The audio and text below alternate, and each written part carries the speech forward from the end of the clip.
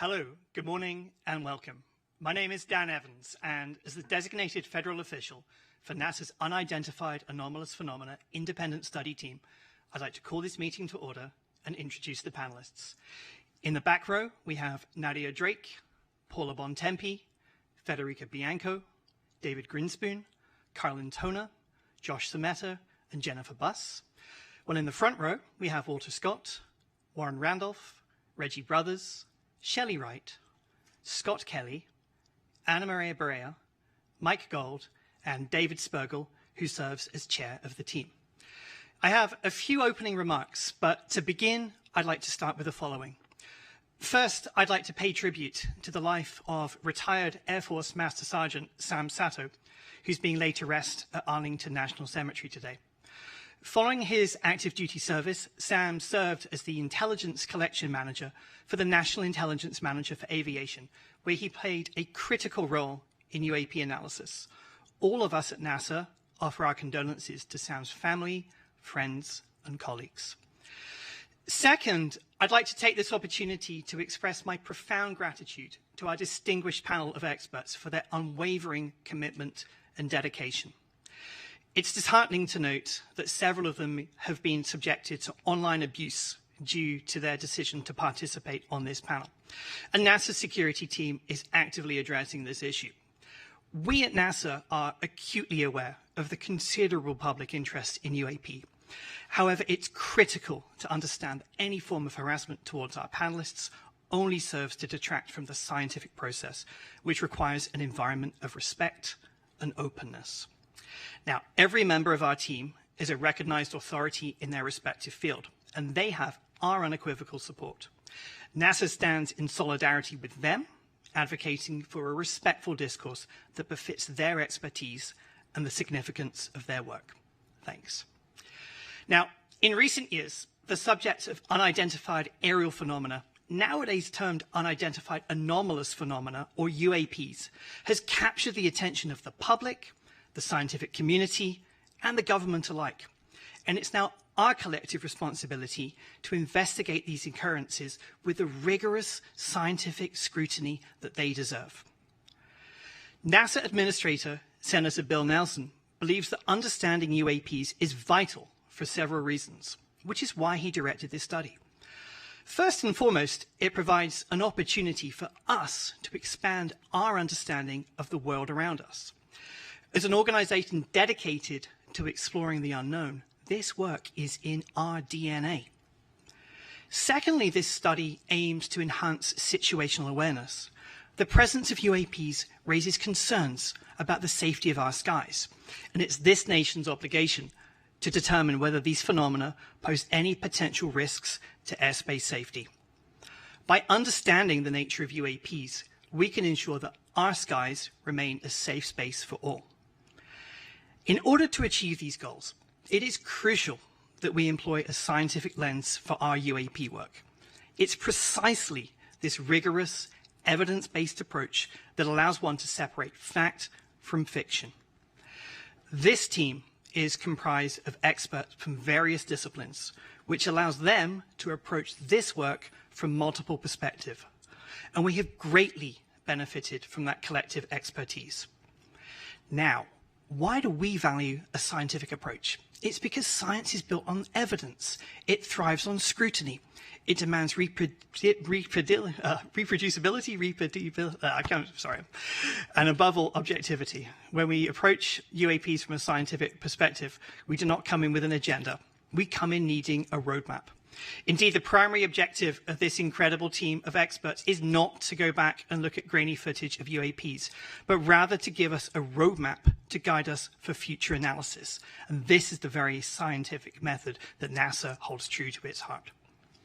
Scientific research is intended to be publicly available and transparent, and NASA prides itself on making its data and images available to the public to learn and explore on their own.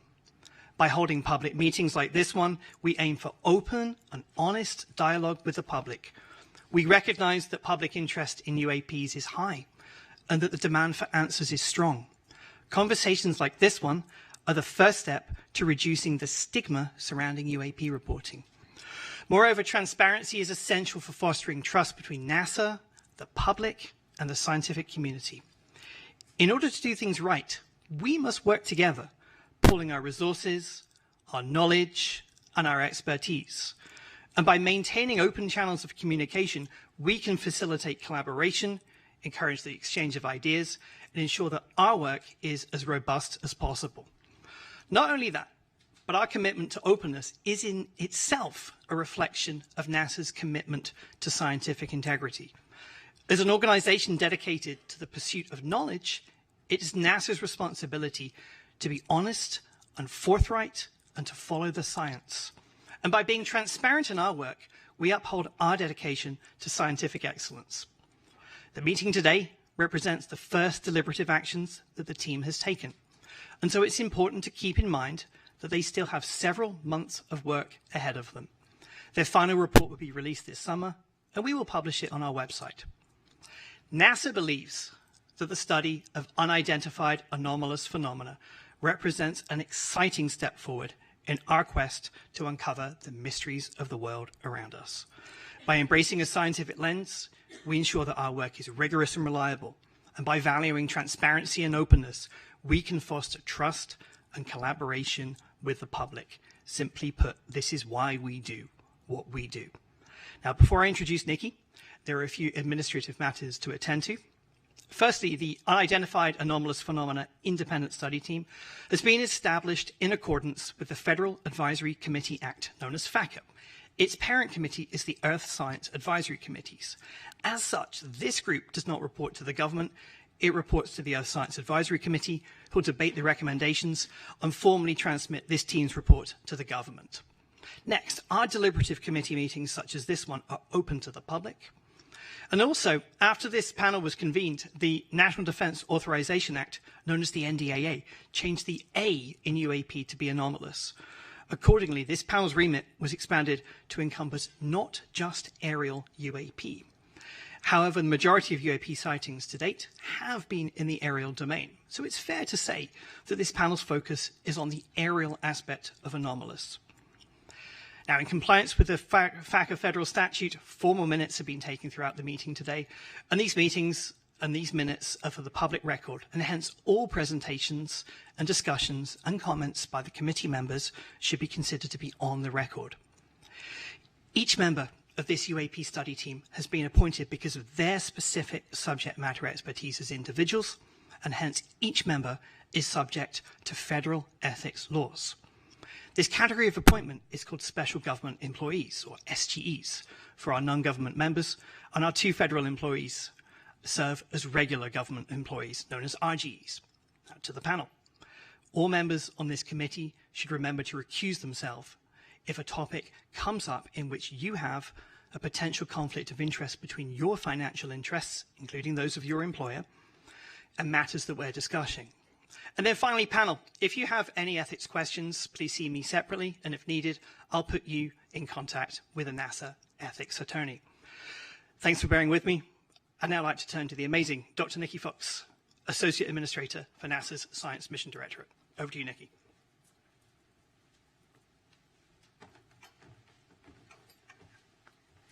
Thank you, Dan, and thank you to all the members of NASA's UAP Independent Study Team.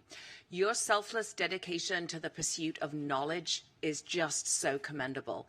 And I want to thank you, the audience, for tuning in today to watch our first deliberative meeting of NASA's Independent Study Team on evaluating and categorizing unidentified anomalous phenomena. Before I begin, though, I really do want to double down on Dan's words that it is really disheartening to hear of the harassment that our panelists have faced online, all because they're studying this topic. NASA stands behind our panelists, and we do not tolerate abuse. Harassment only leads to further stigmatization of the UAP field, significantly hindering the scientific progress and discouraging others to study this important subject matter. Your harassment also obstructs the public's right to knowledge. Our panelists are leading experts in the scientific, aeronautics, and data analytics communities. We are very lucky to have them on board to share their invaluable insights to inform NASA on what possible data could be collected in the future and how it can be collected to help us better understand the nature of UAP. The UAP Independent Study was commissioned to create a roadmap on how to use the tools of science to evaluate and categorize the nature of UAPs going forward. This roadmap, of course, will help the federal government obtain usable data to explain the nature of future UAPs. Transparency, openness, and scientific integrity are pinnacle to NASA's mission. They're at the forefront of this public meeting and have been throughout the team's 7 months on this study. As Dan noted, this is a working meeting, and so the public will have the incredible opportunity to witness the process of science in action. At NASA, we lead the world in exploration and are committed to rigorous scientific inquiry. The nature of science is to better understand the unknown, and to do that, our scientists need data. Right now, there is very limited number of high-quality observations and data curation of UAP. The existing data available from eyewitness reports are often muddled and cannot provide conclusive evidence that supports UAP recognition and analysis. Additionally, an object's background can complicate the data further and render it unusable due to conventional objects that can mimic or overshadow the phenomena completely, such as commercial aircraft, military equipment, the weather, and ionospheric phenomena like auroras. This lack of high-quality data make it impossible to draw scientific conclusions on the nature of UAP. Now, this team has used unclassified data from civilian government entities, commercial data, and data from other sources to inform their recommendations. And as Dan noted, they will be published in a public report that comes out this summer. I want to emphasize that there is really great benefit to studying unclassified data rather than classified data for this study. First, unidentified anomalous phenomena sightings themselves are not classified. It's often the sensor platform that is classified. And you can kind of think of it, if a fighter jet took a picture of the Statue of Liberty, then that image would be classified, not because of the subject in the picture, but because of the sensors on the plane. Second, unclassified data make it possible for our team to communicate openly to advance our understanding of UAP, not only with each other, but across the scientific community and to the public. This ensures a clear and transparent pipeline of information that can be built upon through generations to expand our understanding. This study relies on open data. Everything we use at NASA is open, and anyone can look at these records. So I invite you to visit our open data portal at data.nasa.gov to comb through our tens of thousands of data sets that are free and fully accessible to the public. Additionally, please check out data.gov/open/data for a great overview of where you can find the archives for our science and mission data sites. I am very, very much looking forward to hearing the deliberations put forth today from our distinguished panel of experts. Thank you so much for being here. Thank you, Dr. Fox. Before you go, I just want to open up to questions. Let me start with a question on this on the NASA data. I think one of the important things that we'll be looking at with other data sets and events is the data is not very well calibrated. Can you say just a little bit about how NASA goes through calibrating some of its Earth science data? Oh, yes. We very, very rigorous Earth science. I mean, all of our data sets, not just Earth science, go through extremely rigorous calibration. We don't release anything until it's really perfect. I mean, we have quick look data that is marked as quick look data.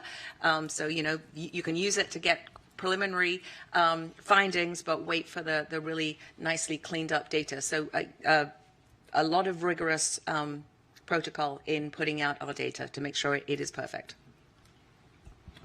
Do we have any other questions from the panel? All right. Thank you so much. Okay. Over to you.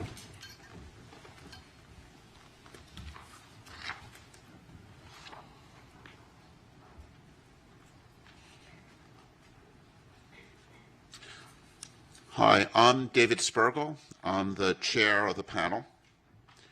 And when I look at our charge, we have a lengthy charge, but the high-level summary of it is how can NASA contribute to understanding the nature of UAPs? And our role here is not to resolve the nature of these events, but rather to give NASA guidance, to provide a roadmap of how it can contribute in this area. After my opening remarks, we'll hear from Sean Kirkpatrick from the AARO, and it's the AARO that's charged with leading the whole-of-government UAP effort. And they've already issued some preliminary reports on some of the events. NASA's role is to use its unique capabilities and its role as a civilian agency interacting with the scientific community in an open and transparent manner. And, as Dr. Fox emphasized, the Defense and Intelligence Agency data on UAP are often classified primarily because of how the data is collected, not because what's in the data. If a camera on an F-35 took a picture of a bird, it's classified. If a spy satellite takes an image of a balloon, and we've had in the news some balloons recently, that data is classified. And that's because of a desire to not reveal our technical capabilities to other nations. NASA, on the other hand, operates in a mode where it's collecting data in the open. And the NASA data is available on websites and is well characterized. And because of NASA being the civilian agency studying air and space, it has a special role to play. And I see our charge primarily as helping identify for NASA ways it could play that role and contribute to understanding. We've gone through a preliminary data collection stage, and to summarize some of the things that we've learned, the current data collection efforts regarding UAPs are unsystematic and fragmented across various agencies, often using instruments uncalibrated for scientific data collection. And if I think about the data that people have out there, it's in many ways what we'd like to think of as citizen science. But again, it is uncalibrated data, poorly characterized, not well curated. And we face, looking through this data, a significant background, a background of many of these events are commercial aircraft, civilian and military drones, weather and research balloons, military equipment, ionospheric phenomenon. We need to characterize how, when the data is taken, when it sees events like this first. The current existing data and eyewitness reports alone are insufficient to provide conclusive evidence about the nature and origin of every UAP event. They're often uninformative due to lack of quality control and data curation. To understand UAP better, targeted data collection, thorough data curation, and robust analyses are needed. Such an approach will help to discern unexplained UAP sightings, but even then there's no guarantee that all sightings will be explained. Another challenge in this area is what we call stigma. There's a real stigma among people reporting events. And despite NASA's extensive efforts to reduce this stigma, the origin of the UAPs remain unclear, and we feel many events remain unreported. Commercial pilots, for example, are very reluctant to report anomalies, and one of our goals in having NASA play a role is to remove stigma and get high-quality data. In fact, if I were to summarize in one line what I feel we've learned, it's we need high-quality data. And this is not as a research scientist whose work has been primarily focused in cosmology, I would say the lesson of my career has been you want to address important questions, you need high-quality data with well-calibrated instruments. So let me now introduce the agenda. We're going to hear from a number of experts who will be presenting up to lunch. We'll then break at 12 for lunch, from 12 to 12:30. At 12:30, we'll resume, and we'll have presentations by members of the panel on some preliminary ideas for discussion. And that will be a period of time for some open discussion by the panel.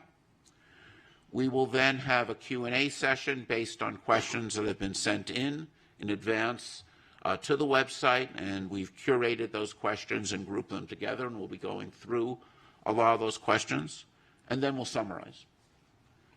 And then over the subsequent couple months, we'll work on putting together the report, and as Dan said, we're aiming to make a public report available, we hope, by the end of July. So now let me turn this over to Sean Kilpatrick. Hang on. We'll do a couple Q&As. Oh, we'll have some Q&As from me? Yeah, okay. From the panel. Any questions on the panel? Thoughts? Yes. We'll get the mic.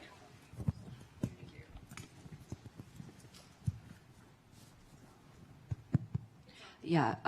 So one of the things I think Dr. Fox said was looking at the release of data, very important for our study, when it's high quality. And you have also commented that data are not always perfect when we're doing certain studies. I wonder if you could shed some light on the difference between the application of certain data to certain scientific challenges.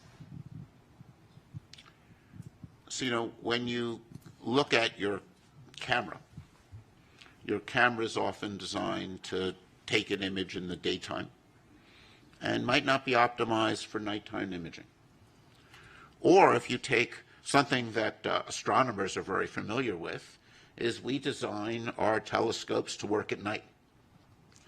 And if the sun is not even if you would never take the Hubble telescope and point it at the sun. This would destroy its detectors.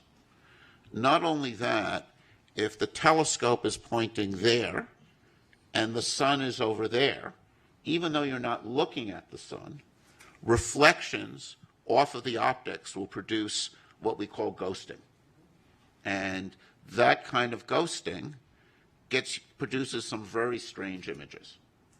And this, one of the many things we need to worry about when we see unusual things taken from a camera is, even if you're pointing the camera there, was the sun over there? Those kinds of anomalies degrade the quality of the data. And that's why it's very important to work with well-characterized instruments and to be, using them in ways in which you understand what's going on. So I think if you look at, data taken from the James Webb Telescope or from the Hubble or any of these things, and these are, telescopes looking out in space, you'll see some really, at first funny phenomenon. When a telescope points at a star that's bright, it saturates the detector and puts bleeding down the detector. And you'll see phenomenon like if there's a bright star off to the side of the, not even when you're looking at, you get this effects where light bounces off of dust in your telescope and produces a sort of diffuse image that has some really strange properties. So, when you see something unusual, the first thing you have to do is understand how that data was taken. And I think this is one of the challenges one faces when you have data taken by uncalibrated instruments years ago. It's very hard to know what's taken. It's very hard to draw conclusions. I think that's one of the challenges with archival data. And I think having dedicated, well-calibrated instruments, I think, will be important here as in any other area to understand what's going on. So, David, anomalies are so often the engine of discovery. Maybe you could say a quick word about high-risk, high-reward research in your field of cosmology and how you see that impacting the UAP study as well. So, An area that comes to mind is fast radio bursts. And the Shaw Prize was just announced yesterday, awarded to the discovery of fast radio bursts. And these are these bursting signals that go off all over in space. And it's an interesting story because some of the bursts were real and are fascinating, and some of the bursts, there was a series of bursts observed by this observatory in Australia, and they had really strange structure, and people couldn't figure out what was going on. And then they started to notice a lot of them bunched together around lunchtime. And what had happened was the people at the observatory would heat up their lunch in the microwave. And something they would do is they would open the door of the microwave oven before the microwave stopped. This is bad for your microwave oven. It wears it out. But not only that, it produced a burst of radio signal that was picked up by these sensitive detectors. So this, I think, is an interesting lesson. Some events end up being something unusual and conventional, but some events with these FRBs turn out to be these powerful explosions which are taking place at cosmological distances. Their nature is still not fully understood. I think they're one of the really most fascinating objects we have, these bursts going out all over space. They're interesting probes because they're kind of lighting up space between here and there. And they're a subject of very active research. And if one looks at the history of these FRBs, at first they were discovered, not believed, then finally confirmed, and they were discovered by instruments that were very sensitive but not optimized for this. And now what we're doing is we're optimizing instruments and optimizing software to look for these events. And it's often these surprises that turn out to be most interesting. And, there are phenomena like sprites, which you can think of as upward-going lightning, which were seen by commercial pilots and somewhat not believed, right? Because they were very strange. And it was really only when we were able to take very high-speed imaging data, data taken often from places like space station, that we were able to see that and learn about these fascinating ionospheric phenomena. So it's surprises are really interesting. I mean, I think this is one of the fascinating things about the UAP phenomenon. If it's something that's anomalous, that makes it interesting and worthy of study. Other questions? Great. So now let me turn over to Sean.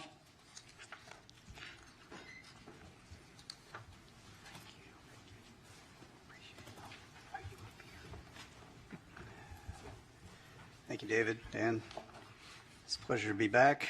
Good morning, everyone. I want to start by thanking NASA for convening today's UAP Independent Study public meeting and inviting me to continue to participate. NASA has been an invaluable partner to our team at AERO as we work to better understand and respond to unidentified anomalous phenomena. We applaud NASA for commissioning its independent study team and for exploring what data and tools could be leveraged to shed greater light on UAP. Though NASA and AERO are taking on very different aspects of the UAP problem set, our efforts are very much complementary. We both are committed to the scientific method, to a data-driven approach, and the highest standards of scientific research integrity. While NASA is evaluating unclassified data sources for its study, AERO's data set includes classified material with a focus on national security areas. However, all of this data collectively is critical to understanding the nature and origin of UAP. NASA brings unique capabilities, world-class scientists, and a wealth of academic and research linkages. NASA also has access to Earth sensing satellites, radiological sensors, tools for gravitational wave, geomagnetic wave detection, and means for analyzing open source and crowdsourced data that may assist both Aero and NASA in their UAP efforts. We are very grateful for the partnership and welcome the opportunity to join with NASA to share our collective findings with the public as the U.S. government moves towards greater transparency on this issue.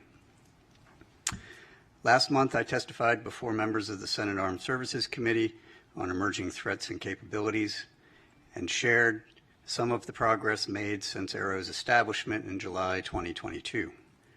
I discussed Aero's scientific and analytic approaches, its efforts to improve UAP data collection, standardize our reporting processes, leverage our partnerships, and meticulously review the U.S. government's UAP-related historical records. As I told the subcommittee then, the resolution of all UAP cases cannot be accomplished by DoD and the intelligence community alone. Aero's ultimate success will require partnerships with the interagency, industry, academia, the scientific community, and the public, which all bring their own resources, ideas, and expertise to the UAP challenge. We believe robust collaboration and peer review across a broad range of partners will promote greater objectivity and transparency in the study of UAP. Of course, NASA's UAP independent study team was convened very much in that spirit. I also emphasized to Congress that only a very small percentage of UAP reports display signatures that could reasonably be described as anomalous. The majority of unidentified objects reported to Aero and in our holdings demonstrate mundane characteristics of readily explainable sources. While a large number of cases in Aero's holdings remain technically unresolved, this is primarily due to a lack of data associated with those cases, very much along the lines of what David was just speaking about. Without sufficient data, we are unable to reach defendable conclusions that meet the high scientific standards we set for resolution. Meanwhile, for the few objects that do demonstrate potentially anomalous characteristics, Aero is approaching these cases with the highest level of objectivity and analytic rigor. This includes physical testing and employing modeling and simulation to validate our analyses and the underlying theories, and then peer reviewing those results before reaching any conclusions. Aero has shared these cases with the appropriately cleared NASA team members in order to discuss and help recommend potential scientific areas of study that NASA may want to take lead on. I'll underscore here, as I did before Congress, that Aero's work will take time if we are committed to doing it right. Aero is committed to the highest standards of scientific research integrity, as we know our partners at NASA are as well. Thanks again to NASA for hosting this public forum for UAP discussion and information exchange. And I'd like to turn to a brief presentation that includes some recently declassified footage and trends for discussion. Next slide, please. So some of you probably saw a version of this at the open hearing last month.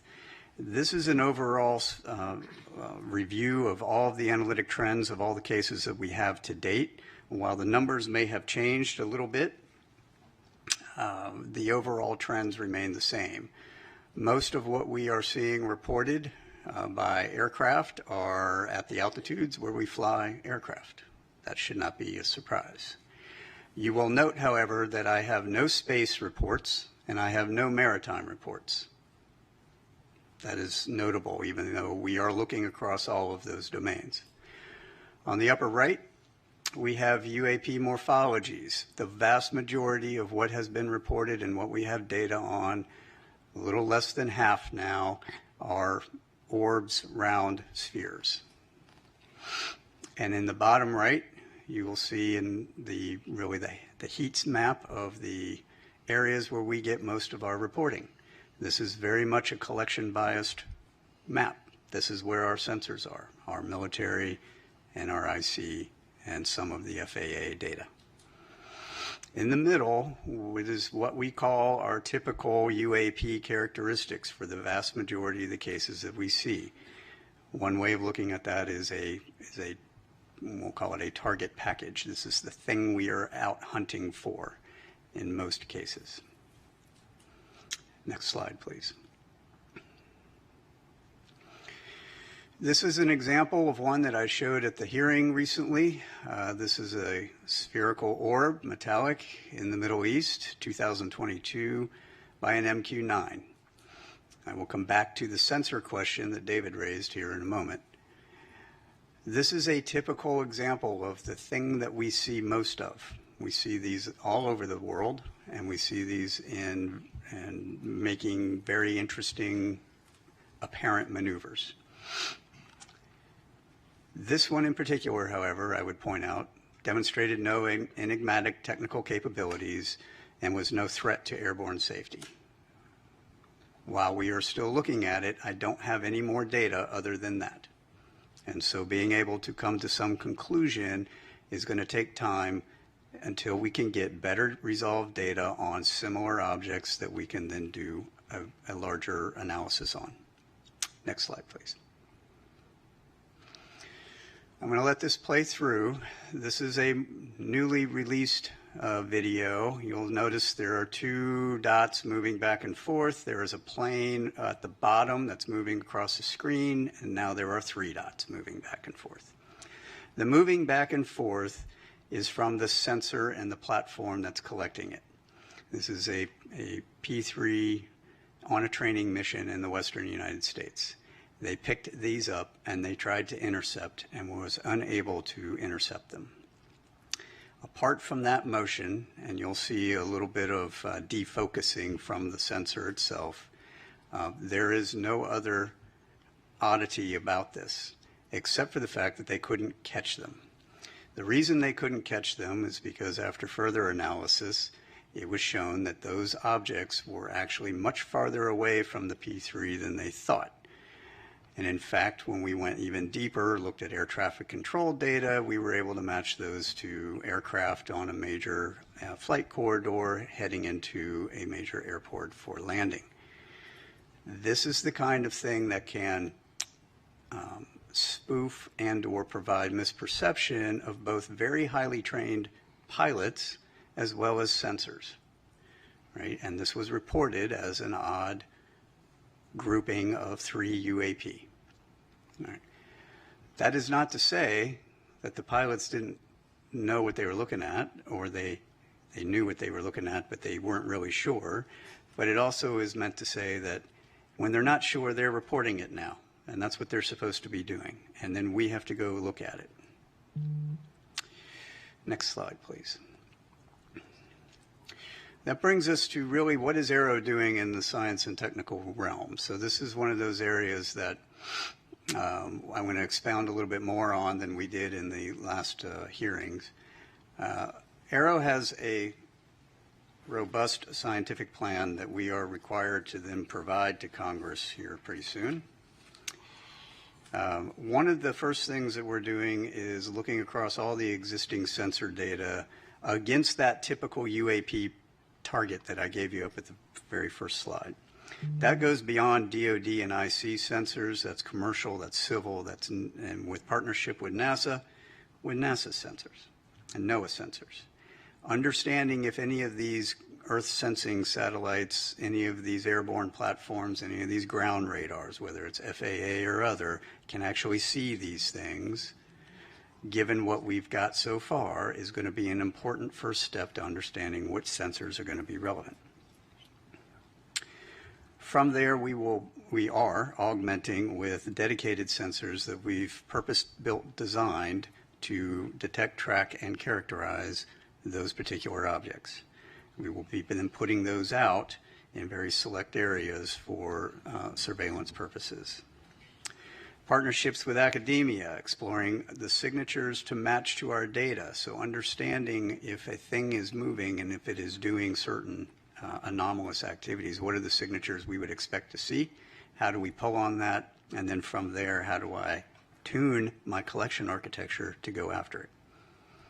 Statistical analytic techniques. We're working with a couple of universities on how do I do broader-based statistical analysis on unclassified and classified data so that I can apply those analytics to our holdings. and then AI and ML analytic techniques for searching out through the data what are the objects, what are the targets that we're going after.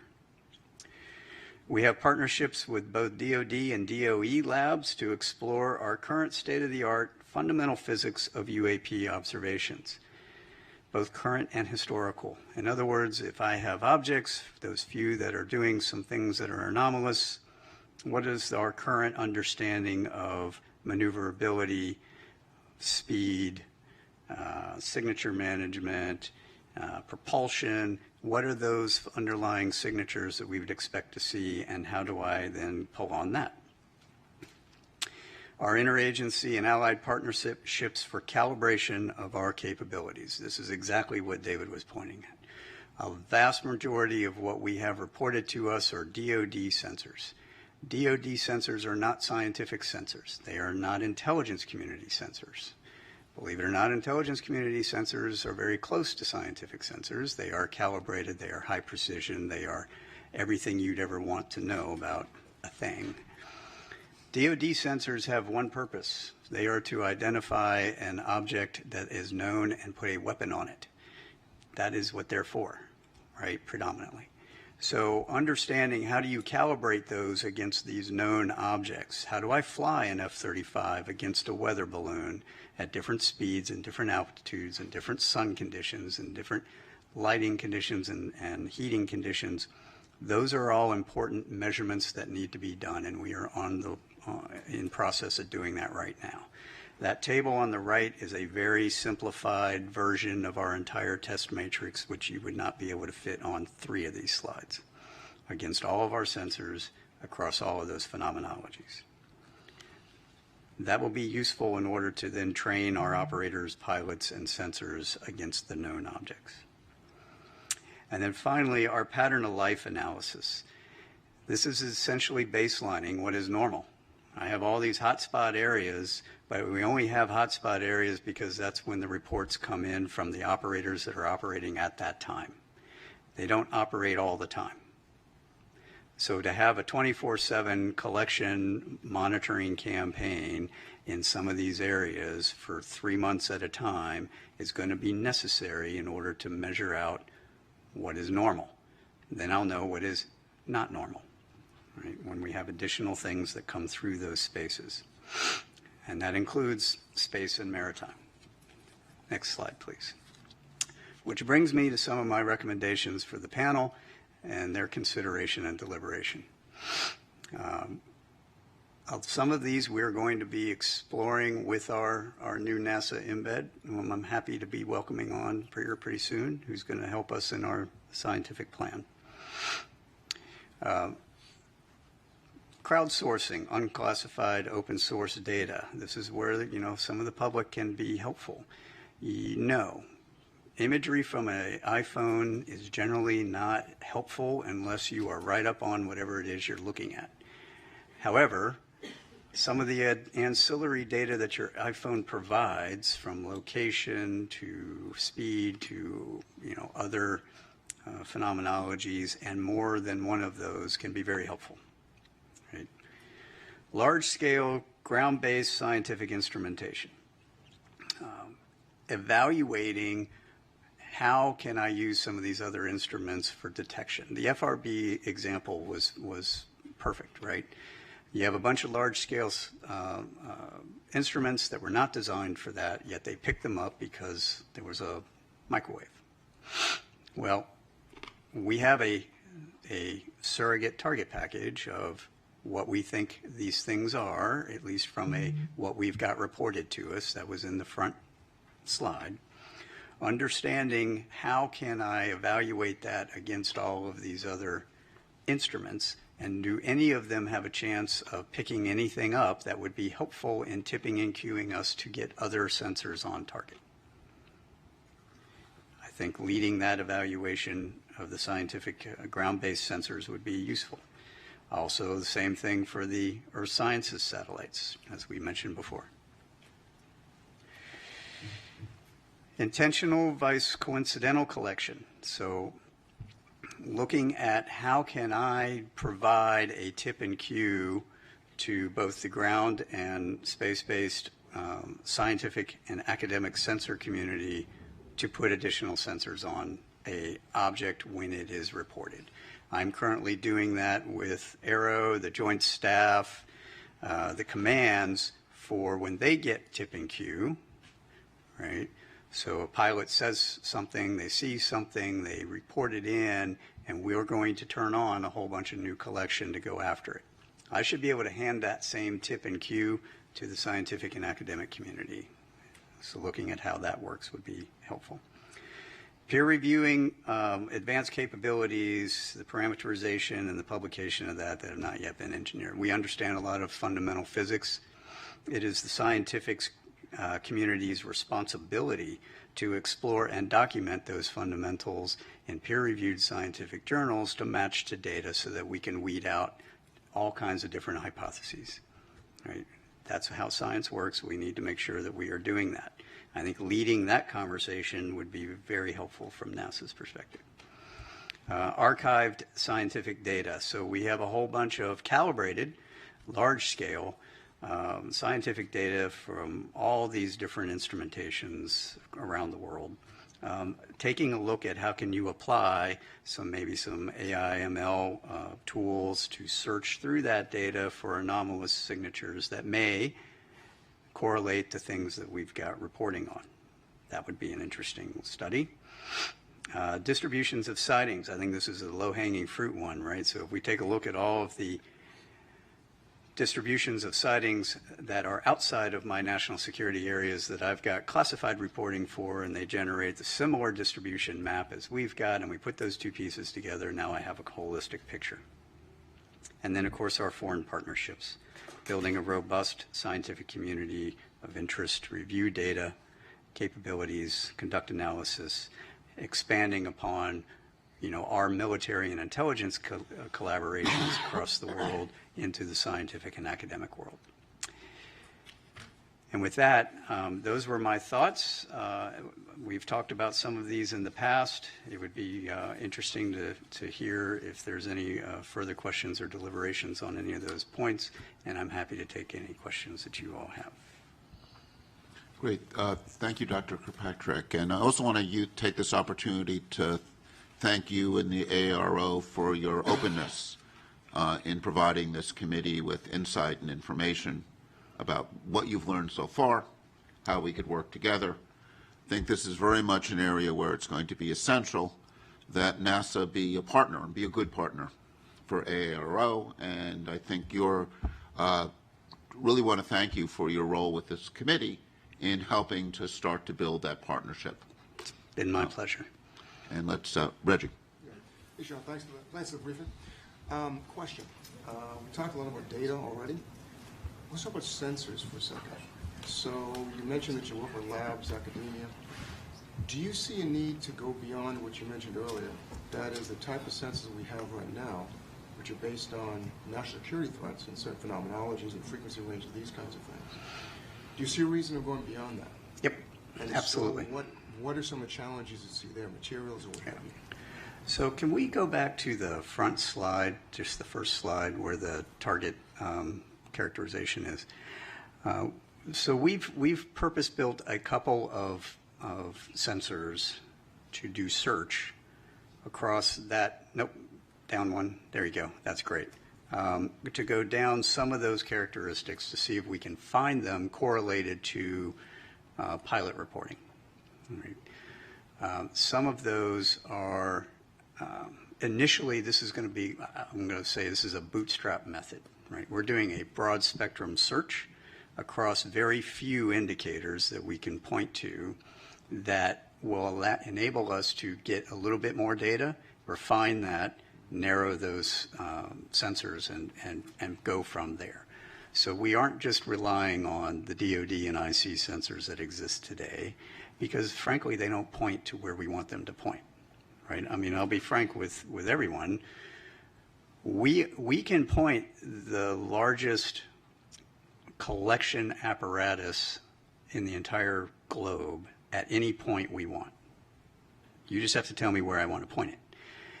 Second piece of that is a lot of what we have is is around the continental United States.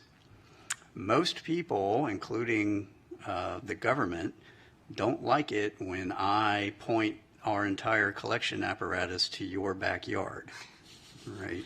It's not allowed. We have some laws about that, and we've got to figure out how to do this only in the areas that I can get high confidence there's going to be something there, and high confidence I'm not going to break any laws doing it. Right? So there's a trade there. So some of these ground-based point detectors are going to be necessary for that, to point up, to point out, to search. Coupled with, we're evaluating a number of sensor opportunities across different organizations, academia, industry, whatnot, that already exist or are being built for similar purposes, or maybe other purposes that I might be able to recalibrate for this and see if those will have a chance of seeing that target, right? So that's where the modeling and sim comes in. Can I take that target, put it into your sensor, and have a chance of seeing it? If I can, then I might want to use that. Right. Oh, wait. Who's next? Are you? Go. Thanks, Sean. I have the questions you probably don't want, which are about numbers, unless I missed them during your presentation. You had said that only a very small percentage of your cases display signatures that could be anomalous, and then followed that up with the few objects that do demonstrate potentially anomalous characteristics.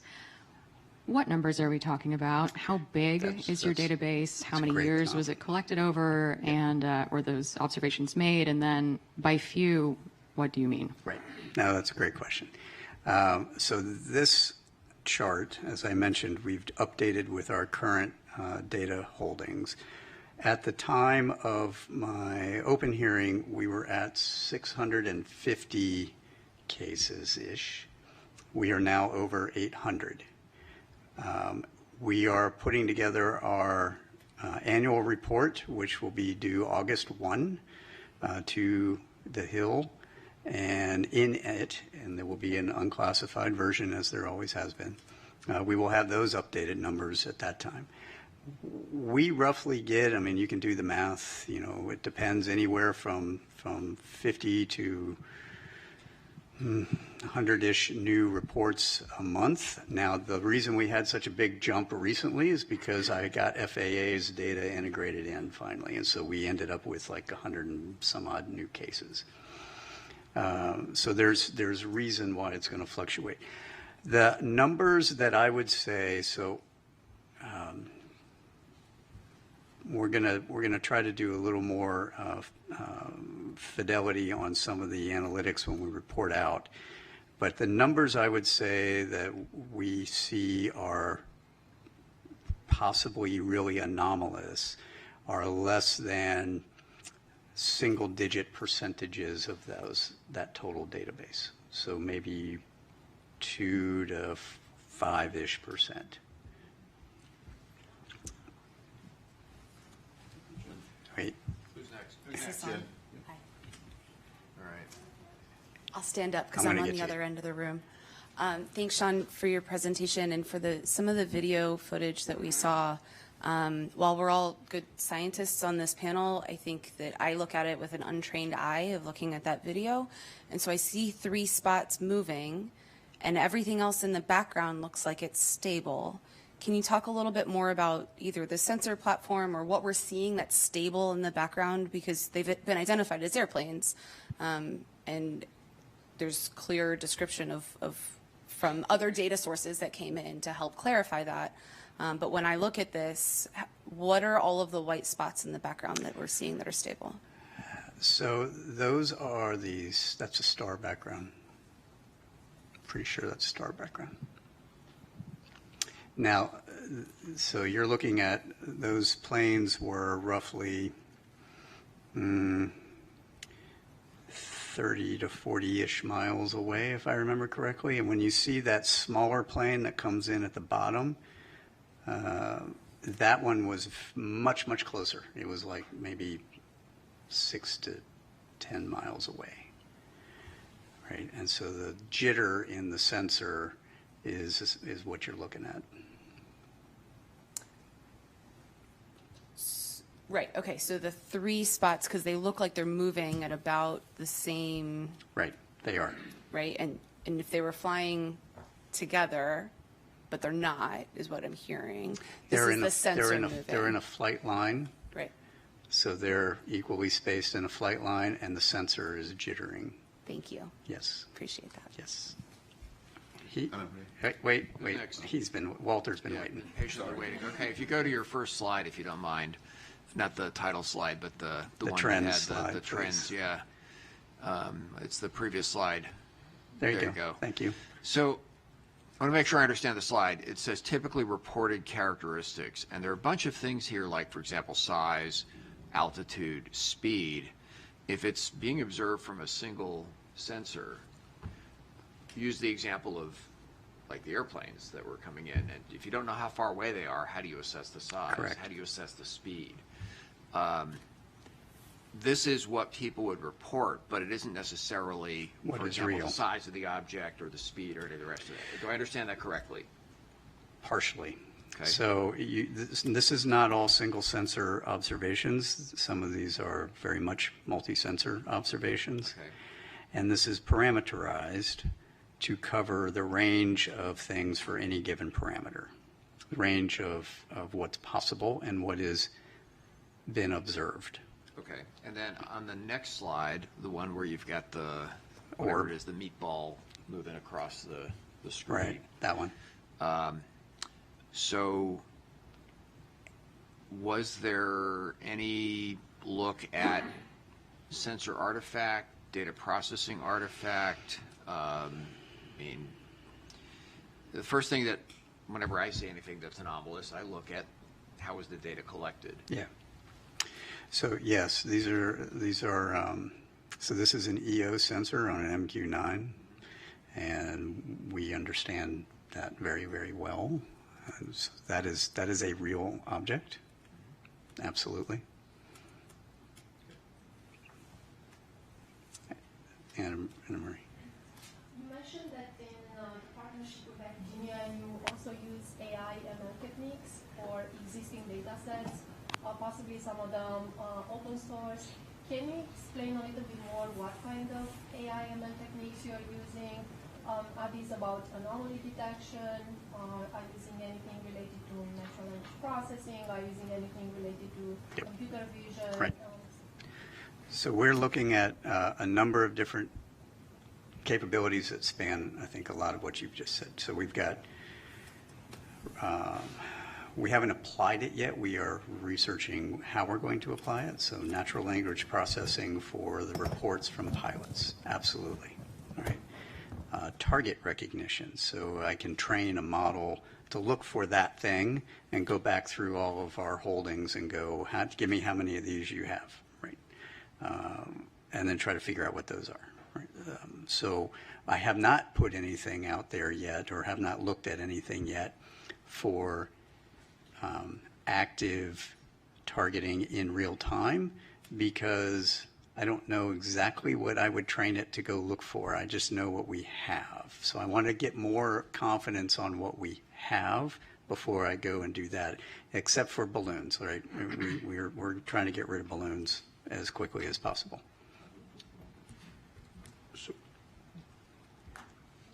So, Sean, I just wanted to begin by thanking you for your service to this nation, this committee. You don't exactly have the easiest job in Washington. No, I do not. Appreciate it. I'm glad you recognize that. Yes, we certainly do. I also want to commend you noting the international partnerships. Spain just signed the Artemis Accords yesterday, increasing the membership to 25. I think that's a global partnership that you could leverage. Only 170 more countries to go, NASA, before we have everyone signed up. I just have two questions. One, relative to what Nadia was asking you about the number of anomalous phenomena. What makes it anomalous in your view? What is the phenomenology where you're pulling those cases out and saying this is truly unexplained? And then my second question would be relative to the stigma. How damaging is that in your view? And what in particular do you think NASA can do to help remedy the situation? Those are great questions. I'm going to take the second one first because I know we're getting short on time. the stigma has improved significantly over the years since the Navy first took this on some years ago. It is not gone, and in fact, I would argue the stigma exists inside the leadership of all of our buildings, right, wherever that is. My team and I have also been subject to lots of harassment, especially coming out of my last hearing, because people don't understand the scientific method and why we have to do the things we have to do, right? And because we can't just come out and say, you know, the greatest thing that could happen to me is I could come out and say, hey, I know where all these things are. Here you go, right? But I don't, right? And it's going to take us time to research all that. People want answers now, and so they're actually feeding the stigma by exhibiting that kind of behavior to all of us, right? That is a bad thing. Where can NASA help? I made that recommendation on NASA should lead the scientific discourse. We need to elevate this conversation. Right? We need to have this conversation in an open environment like this where we aren't going to get harassed. Because this is a hard problem. It is a hard target problem. We need to understand what is the things that are in all of our domains, space or air or undersea, and how do we make sense of that? Right. Your first question on what makes it anomalous to me, we actually developed some definitions on all of these things. We gave it both to the White House and to Congress. I think we've got some of that into law now, but essentially anomalous is anything that is not readily understandable by the operator or the sensor. Right? So it is doing something weird, whether that's maneuvering against the wind at Mach 2 with no apparent propulsion, or it's going into the water, which we have shown is not the case. That is actually a sensor anomaly that we've now figured out, and we're going to be publishing all of that. You know, those kinds of things make anomalous. Signature, we'll call it signature management, but it's things that are not readily understandable in the context of, hey, I've got a thing that's out in the light. It should reflect a certain amount of light. If it doesn't reflect that amount of light, something weird. I think we have time for one last question. Sean, you recommended foreign partnership with NASA. I'm curious, especially given your map, have you, as Aero, partnered with international agencies, and is there ways for reporting to your? Mm-hmm. So that's a great question. I want to expound on that just a little bit. So I have just held our first Five Eyes forum on this subject last week, I think it was, or earlier this week. I don't know. Dan was there, and we have, we've entered into discussions with our partners on data sharing. How do they do reporting? What kind of analysis can they help us with? What kind of calibration can they help us with? What can we help them with? And we're establishing all of that right now. And they're going to end up, sending their information and data to us to feed into the process that we've laid out for how we're going to do all of this. Beyond that, I have not had either the time or the bandwidth to do, and that's why I would look to NASA to expand the scientific and academic relationships that they have across all of our allies and partners on how can we bring them into the fold.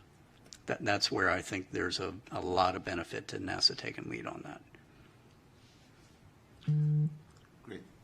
Thank you. But one just clarifications for people who don't know, what are the Five Eyes? Oh, I'm sorry. For those of you that aren't familiar with the Five Eyes, those are that's the UK, Canada, Australia, New Zealand, and the United States. So those are the 5 partners. Terrific. So thank you very much. Thank you.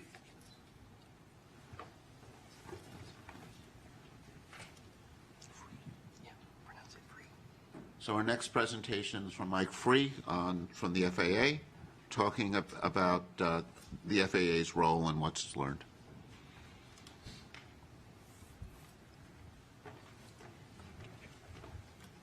Would like to thank the panel for the opportunity to come and give an overview of the FAA and some data points around the FAA's mission, the data the FAA provides to provide the framing of what are the surveillance systems that we can bring to bear, or there's data around those sensors, as well as to frame the limitations of those. I know Sean talked about some of the data points that are used and being integrated, so hopefully this will give you an overview of the FAA's mission as well as those data points.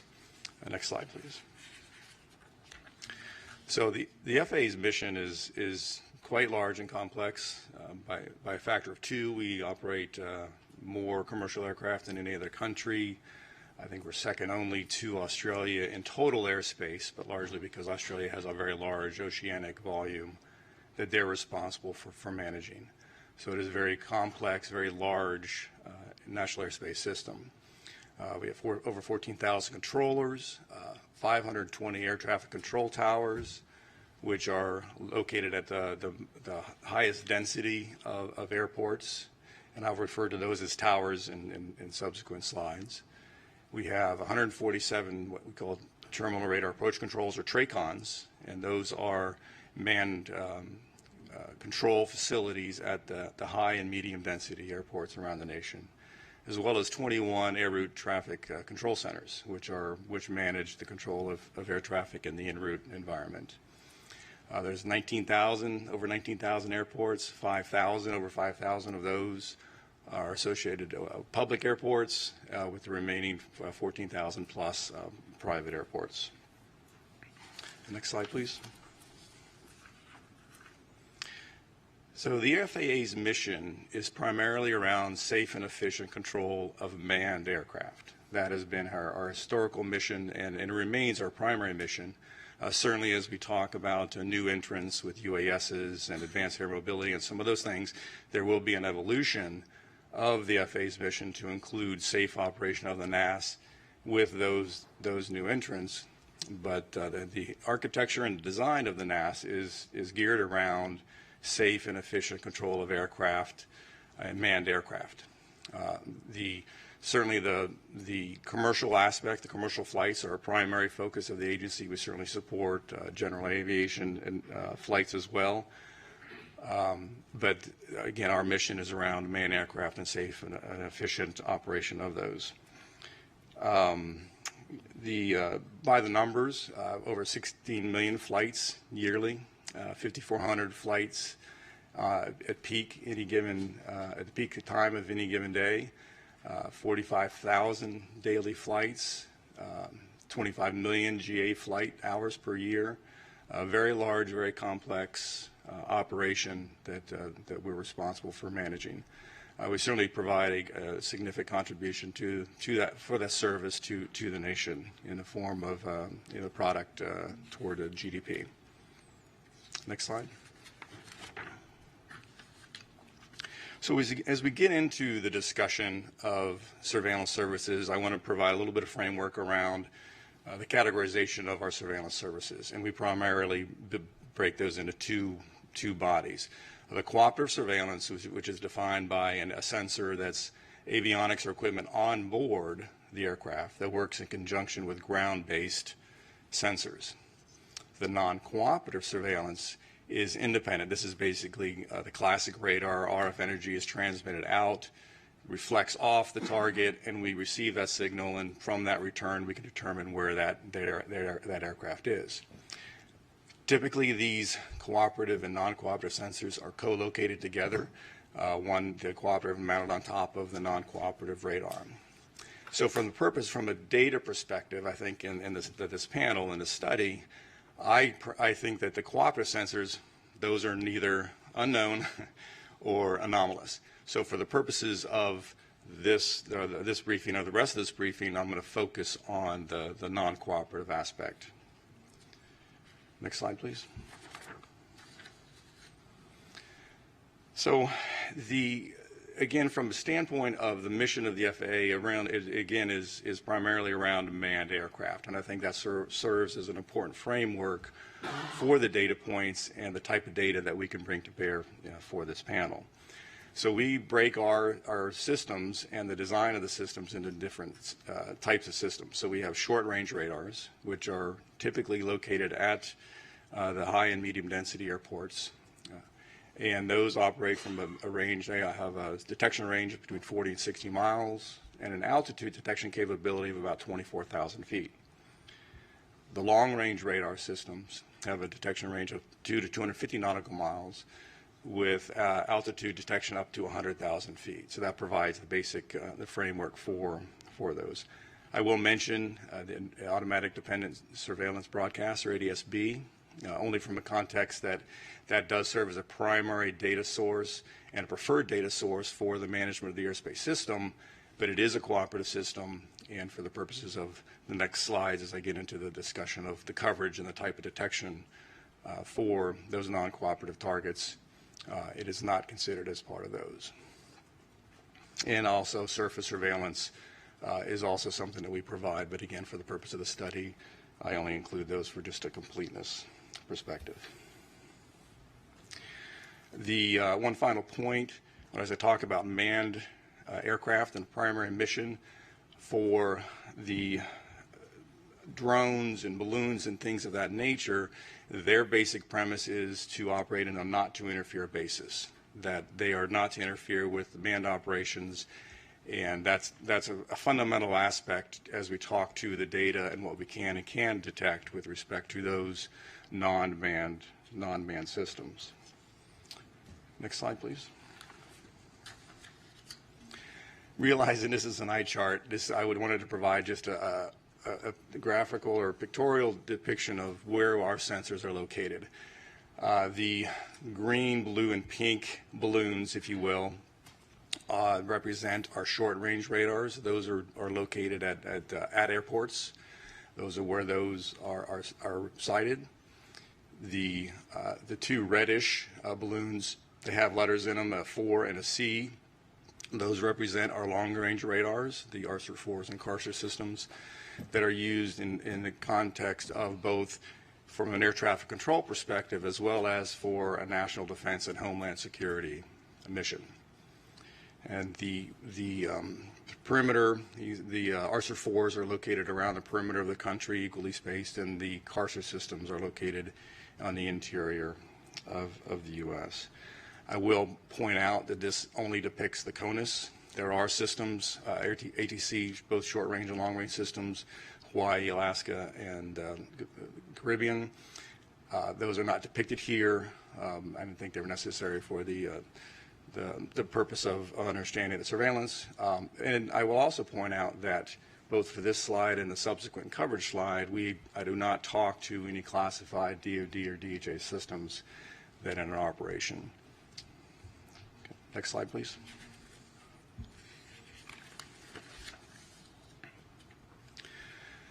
So what can the FAA detect and surveil, what can we not? This slide gives you a by altitude slice of what it is that we can detect. So if you look at the square that's labeled 1,000-foot AGL, that depicts by sensor for an aircraft that is 1,000 feet in altitude, what is the range at which we can detect that aircraft. And so on, as you get higher in altitude, or higher in altitude, you can detect it at further range. And that's basically a phenomenon of the curvature of the Earth and the line of sight aspect of these radar systems. So pretty good coverage across the U.S. at 10,000 feet and above. This is a mathematical model based of a pure line of sight as well as some geographical screening. As you can see in the western part of the U.S., there is screening due to the mountains and those sensors. Need to take a little bit of time and talk about the nature of the targets. These line of sight models represent an input of a target that is 1 square meter. So think of a sphere of 1 meter in diameter. That's the assumption that goes into these models. So if you think about that in the context of other forms or aircraft, A fourth generation F-15 or F-18 is in the proximity of about 1 square meter, perhaps a little bit larger. A large airliner is perhaps 100 square meters. A small UAS is perhaps a 0.01 square meter. So the range of these detections, or the size and the ability to detect these targets from an F-15 large airliner, 100 times larger in size, a drone 100 times smaller in size. So the detection and the surveillance capability really largely depends in part to the target that we're talking about and the ability to surveil that target. All right, next slide. So I do include this ADS-B coverage slide just to give a context of, from a cooperative perspective, there is very good coverage across the U.S. to 1,500 feet above ground level. So this provides a context of when we look at the data and start getting into discussion of what it is we can detect. This will certainly be, for those cooperative aircraft that have ADS-B, we could certainly detect those to a pretty low altitude across the U.S. All right, a couple of data points. I think I know Sean certainly talked about some of the data points, and I can provide a little bit of insight from an FAA perspective. Drones are a pretty significant challenge. There's 880,000 registered drones in the U.S. Small drones, I should say, Part 107 drones. Many tens of thousands of those are operated on a daily basis by commercial operators. It's not clear how many private drone operators are taking their drone up for a quick flight. But as I said earlier, those are regulated they're regulated to operate below 400 feet in altitude. So again, it's the drone aspect is for those small drones in particular, and as well as all classes of drones. There are regulatory restrictions to where they can and cannot fly, basically avoiding and not interfering with manned aircraft operations. Second data point, we talked about balloons. The Weather Service, we know on 92 weather stations that release balloons twice a day. It's 6 a.m. and 000 Zulu and 1200 Zulu. Typically 2-hour duration. They fly up to 100,000 feet where the envelope bursts and then the payload descends back to Earth. So certainly, at least 184 balloon flights daily in the NAS. Not to consider universities and hobbyist balloons that may be launched, but those are typically small in size. And finally, Sean did talk about UAPs and FAA data. A couple of data points that we do report. There is a process by which air traffic controllers can report UAP sightings or events. Historically, those have been in the range of about 3 to 5 reports per month that have been reported. We did see an uptick of reports in August of 22 that went up to about 8 to 10, perhaps due to Starlink launches. And finally, with the Chinese weather or the Chinese balloon incident in February, we did see a significant uptick, and there's like 68 UAP reports that started in February, and we've seen a large number, subsequent to that. I think that's all I had. Any questions? Do you want to take the question? It's easy. Actually, you can choose the questioners. It's easy from your angle than from mine. All right, Walter. Yeah, so two questions about the radar data coverage. First one is, do you retain any of the data, or is it just cycled over as? There is a retention, long-term retention of data. I can't recall exactly how long we retain that. There's certainly a requirement from a retention from a legal perspective. Yeah, exactly. But I do know there is some periodicity measured in a term of months. Is it retained in terms of like the raw radar, or is some processed form of data that's retained? I believe it's a processed form of data that is what was displayed on the, whether it's an en route ERAM system or the STAR system. And then the other question is for the radars, are they operated in any sort of a tasked mode, or are they constant search mode? The current systems in our inventory, just they're fixed face, and they just rotate at either 12 RPM or 5 RPM, depending on whether it's an en route or a terminal surveillance requirement. All right, next question. Yes. Forgive me if you mentioned this earlier. You said, like, I think you said 3 to 5 reports per month. Per month. Out of how many? That is 3 to 5 reports per month for all of the controllers in all of the U.S. So there's a process by which if they see something and they want to report that, they can go to report that to the den, we call it, but report, hey, I saw something, I don't know what it was. So that's 3 to 5 per month across the entire 14,000 controllers per month. So, 45,000 operations any given day, 30 days, however many days in a month, it's a very small percentage. Can you describe actually about this? How do you encourage to report? Do you feel like the stigma on UAPs is impairing the reporting? Do you feel the reporting is biased? I'm not aware I'll answer it this way. The process by which UAP is reported is part of the air traffic controller order. So basically, the air traffic controllers are allowed. It says, if you see something, here's a process by which the procedure by which you would report it. Other than that, I'm not aware of any specific stigma or limitations, and I'm probably not in a good position to speak to that. Other than there is that process, and that is the process that we use, and is what represents those numbers I talked to. And if I may have, I had a question prior to this one. How do you decide the sites where you deploy? You saw the map, and it has some very good coverage on the coastal areas. There were some areas of lack of coverage. Yeah. So if you go back one slide from what's presented here, what you'll see is in the eastern half of the U.S. there's a lot better coverage, but that's because there's a lot more population in the east, and therefore a lot more airports. And these systems are historically sited at the airports in support of those airport operations. To the west, obviously, less dense and fewer systems. Now, that's from an ASR, the short-range radar perspective. The long-range radars are pretty much equally spaced in order to provide the maximum coverage from a homeland defense and security perspective, as well as with higher altitude flights, the en route cruise phase of air traffic control. Warren.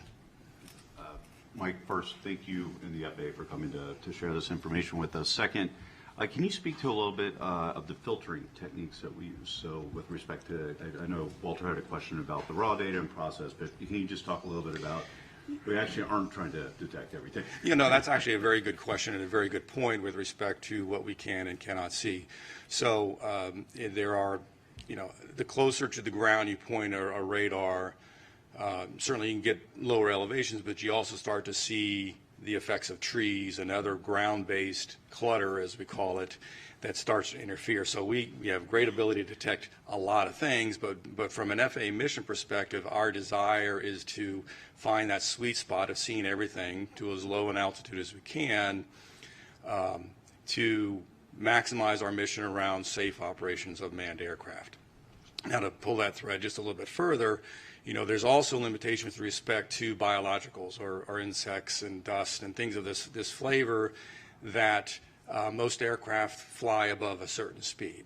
So we typically will have filtering settings on our systems to get rid of the stuff that really is leaves or insects or things of that nature, so that we provide as clean a display for the controllers. So there are specific settings that we can adjust, and it's been learned over many years to perfect those, what we call optimization of those kinds of filters, to get rid of what is not a manned aircraft, not an aircraft, and provide as clean a display for the controllers as we can. Yes? Please. Thanks. Thank you. Thanks for the presentation. Would it be kind of following up on what you said, Warren? Would it be possible to collect the raw data and to save that? Because if it would be possible to do some calibration after the fact that Sean was mentioning, for example, you might be to capture other phenomenology. Is that possible? Well, when you say raw data, I think we'd have to talk a little bit about what is meant. So, from a technical perspective, pure, what we would call INQ data is huge, gigabyte, very, very, very large volumes of data. That would probably be cost prohibitive, and we certainly don't do that today. There are, again, we do record data, but it is effectively the data that has been through some form of these processings and these filterings. We do that today, but it certainly, with enough time and money, we could certainly collect that data, and I think it would be we'd have to look at the challenge of how we would go about modifying the systems or introducing new ways to collect that raw data as you described. Certainly it's feasible, it's possible, but it's not without technical challenge. One other question on the Yes. 184 balloon flights daily. Are those characterized, or you just know they do that and then they just end up where they are? So under the balloon, I'll call it Part 101, the regulations for balloons, there's very specific requirements. So for National Weather Service, before they release those, they'll contact the local air traffic facility. They're going to say, here's what time I'm going to release it.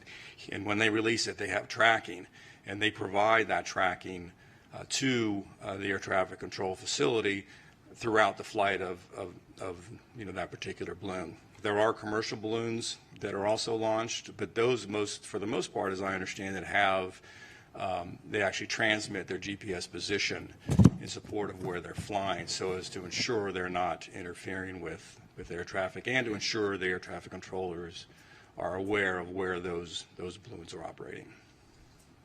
Yes, ma'am.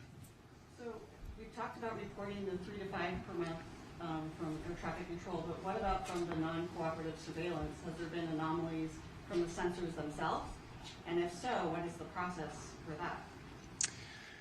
I'd say the FAA mission is not around anomalies with the non-cooperative sensors themselves. So as we build an air traffic control picture, we have both the non-cooperative systems, which detects the target. We have a cooperative system that also detects a target, and we will tend to merge those targets together. And so on a controller's display, they'll know, is this a non-cooperative only or a merged or combined target, so that they know, basically an increased level of confidence that on what it is they're seeing is in fact a real aircraft. So we don't make any real distinction between a non-cooperative and a cooperative, other than how they get combined and put on a controller's display. So I don't know if that answered your.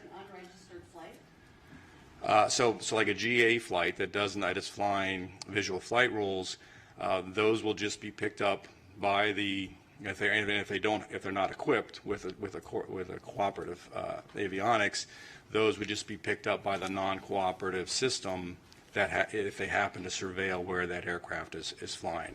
And so that certainly will be put on the controller's display, and they will be able to provide awareness. In fact, there's a flight following procedure by which GA pilots can ask for, hey, I'm not squawking, or I don't have a cooperative system, but please help me, and just via the radio, I'm going to go from here to here and providing awareness, situational awareness, if the controller has the bandwidth to provide that data. One last question. Yes. So I'm not a scientist, I'm a recovering attorney, and I love process. And a few questions there. If I'm a pilot, where do I find that process for reporting UAPs? Where is that articulated or captured? Second, when you mentioned that you're reporting these incidents, who are you reporting it to? And are those incidents, pulling on the thread that Reggie started, are they being archived anywhere? I believe they are archived. They're reported to the domestic network, event network. It's an FAA organization or function. I can't speak to whether they would be, say, part of what Sean would include as part of his database. I presume so. So I think that was the answer to the second question. What was the first question again? I'm sorry. Where does the reporting process live? If I'm a pilot, I see a UAP, where do I go to find out? I don't know the answer to that question. Like I said, I'm familiar with the reporting process from a controller perspective and the order that's used to define how controllers do their job. I don't know the answer to the question from a pilot perspective.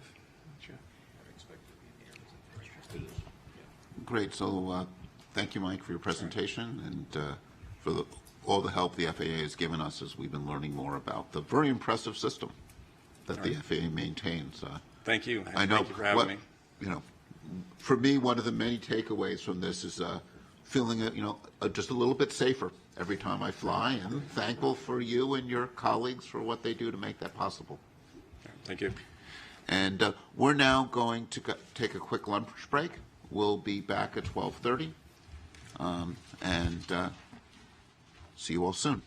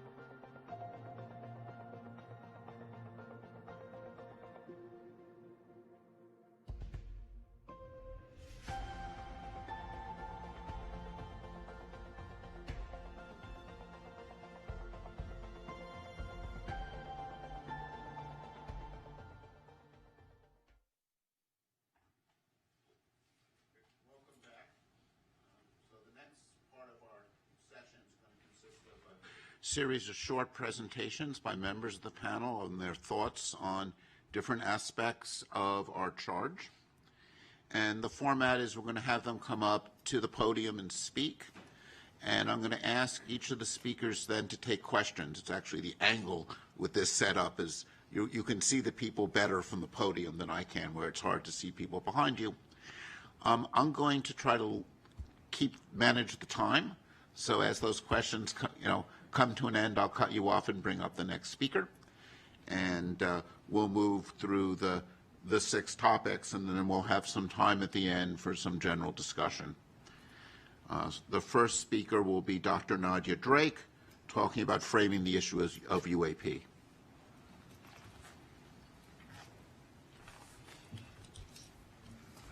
Hello, and welcome back from lunch, everybody, and a welcome to those of you watching us virtually. I'm Nadia. I am a scientist by training.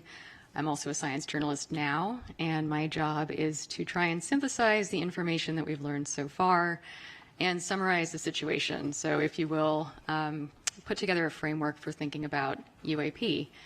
Now I'm going to try and do this in a way that reflects the thoughts of the entire panel, although obviously we have a variety of opinions and ideas among us.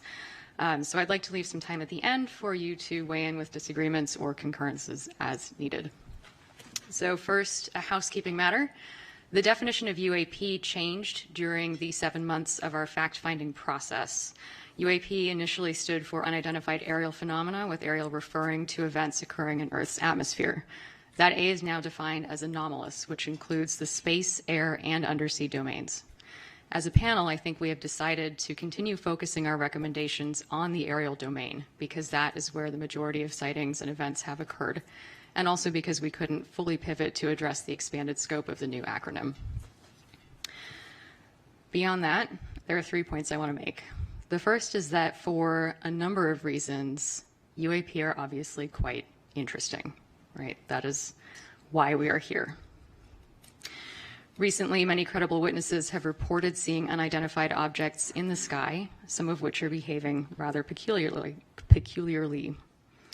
In some instances, these reports include corroborating data from various instruments, various sensors. The challenge that we have is that the data needed to explain these anomalous sightings often do not exist or are incomplete for generating a conclusive analysis. This includes eyewitness reports, which on their own can be interesting and compelling, but often lack the information needed to make definitive conclusions about an object's provenance. We as a panel are thinking about the types of data that might add value to those reports and which could be useful on their own. As a corollary, to date, in the refereed scientific literature, there is no conclusive evidence suggesting an extraterrestrial origin for UAP. Collecting more good data for the scientific community to review in a peer-reviewed context will be important for progress to be made here. The second point, UAP offer an excellent opportunity to demonstrate the power of the scientific method and of empirically addressing a question using a multidisciplinary approach. It is our job as a panel to make some recommendations about how NASA might go about tackling this topic scientifically, taking advantage of the agency's resources, global outreach, and reputation. Key points to keep in mind here are that science is hypothesis-driven. Scientists build confidence in their theories by relying on well-calibrated, well-collected data, using well-established methods with rigorous evaluation and independent corroboration. In science, skepticism is not a bias, nor is it a bad word. It is not our job to define nature, but to study it in ways that let nature reveal itself to us, regardless of how exciting or disappointing that reality might be.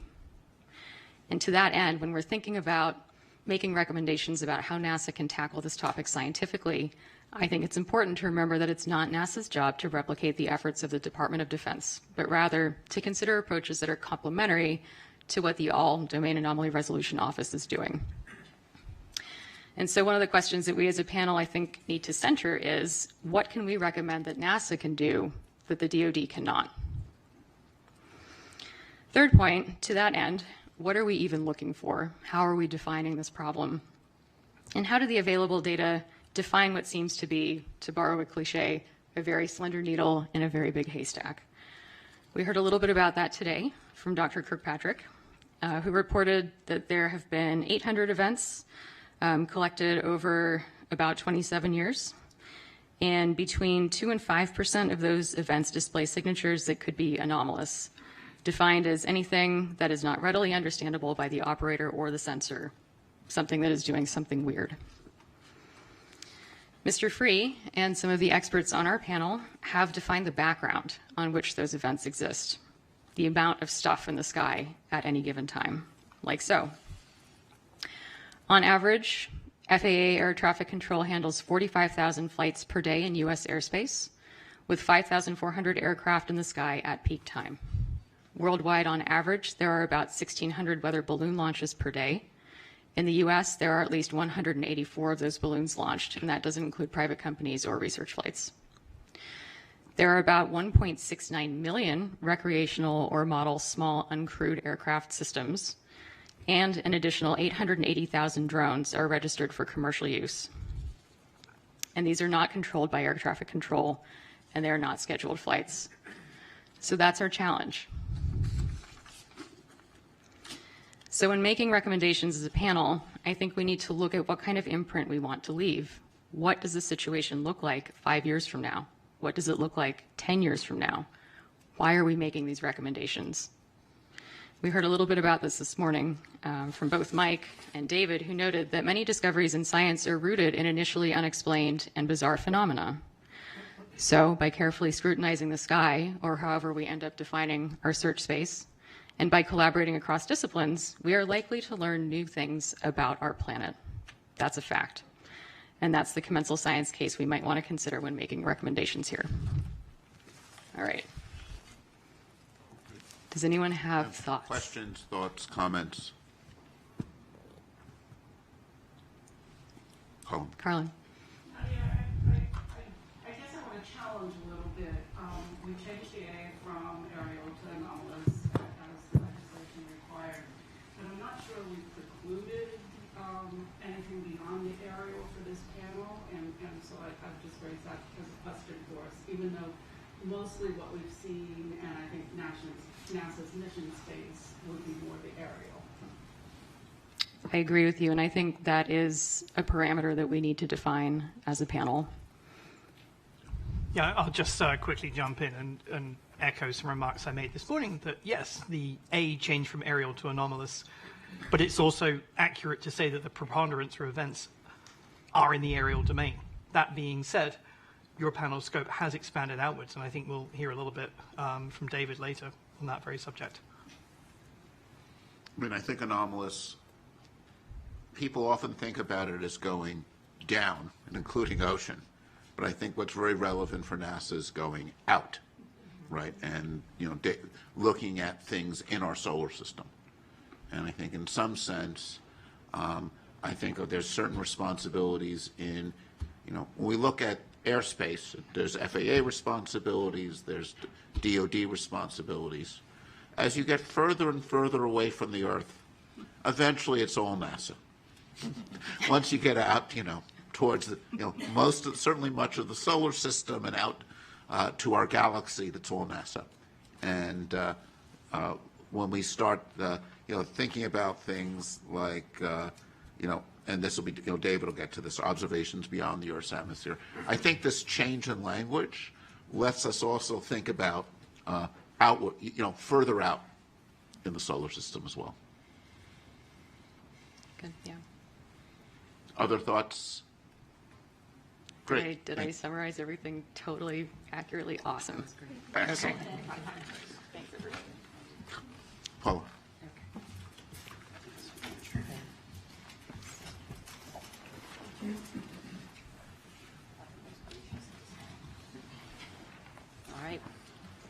All right, thank you. So I thought that was the perfect intro and segue by Dr. Drake for addressing why NASA. What is or what are NASA's roles in UAP studies? So NASA primarily is a science-driven agency. It's committed to exploring and understanding air and space. And this includes, as we were just discussing, the unknown, right? Whether that's the farthest reaches of the universe or right here on our home planet. In that light, NASA has over 60 years of experience measuring phenomena in air and space, in air that might be aeronautics, astronomy, as well as measuring other Earth phenomena, and this may include aquatic or atmospheric phenomena as well. And they do this using the unique vantage point of space. NASA's mission, data, and technical expertise in science and engineering may also help investigate and understand any of the reported phenomena. It makes sense to explore what new observations or measurements or studies might contribute to the understanding of reported phenomena. In that light, Dr. Fox made this point this morning, there's a tremendous archive of NASA data. These are from satellites and other space-based and ground networks, as well as other assets, and these are freely and openly available to the public. NASA research, as was mentioned, also supports a wide range of methods. This includes advanced data analysis, modeling, cutting-edge computational and data visualization tools, and these are all useful for investigating unexplained observations, which may be crucial in studying these phenomena. Discoveries and results are all publicly available. And this can be something from the characterization of extraterrestrial solar planets or the hole in the ozone layer. And these are communicated publicly through many outlets through the agency. NASA also has a long-standing public trust. This is essential to communicate those findings about phenomena to the public and, as was mentioned several times, very important, to destigmatize the reporting and raise awareness of cultural and social barriers to doing so. NASA has a unique strength in leveraging public and private partnerships that could result in new technologies that may be useful in observing and understanding reported phenomena. These partners could include other federal agencies. We've heard from the FAA today, as well as NOAA was identified. And they may collect data that could help to understand reported phenomena. In addition, NASA has a strong record of international collaboration, which could be beneficial to study any of these phenomena, as that may require global cooperation and data sharing. And then one thing that really strikes me is that new understanding of anomalous events really comes from when we bring communities together, interdisciplinary communities that would not necessarily collaborate. And in my world, that might be biological and physical oceanographers, and I tell people to think a little more broadly, what if we brought together astronomers and earth scientists like we did on this panel? So those interdisciplinary research teams, as well as citizen scientists, could explore historical and current NASA and partner data for events, or more importantly, for environmental conditions around the time of reported events. And this may help in our understanding.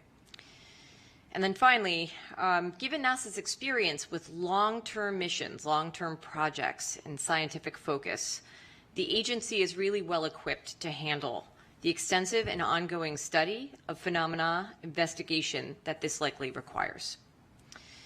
So hopefully that gave you some thoughts as to why NASA. I don't know if any of my fellow panelists agree or disagree.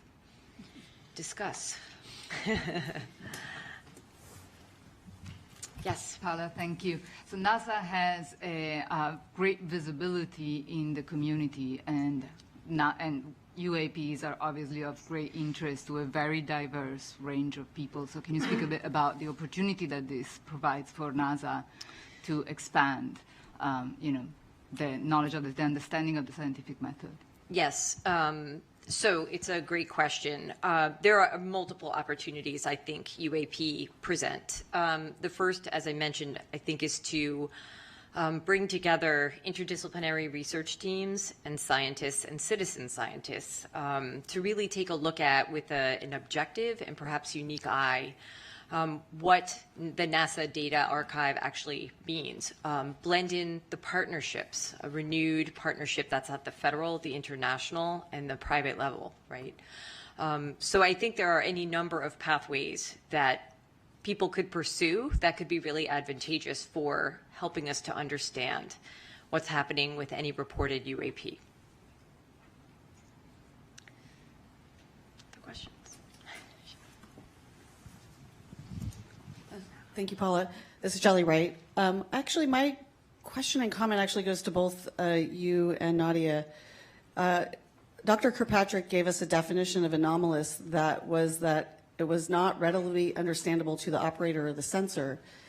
And from the NASA's perspective, for our panel, I think we have to consider a broader definition if we're talking about citizen science. Mm-hmm. And I'm curious of how we incorporate that, especially within the communication avenues that we were just discussing.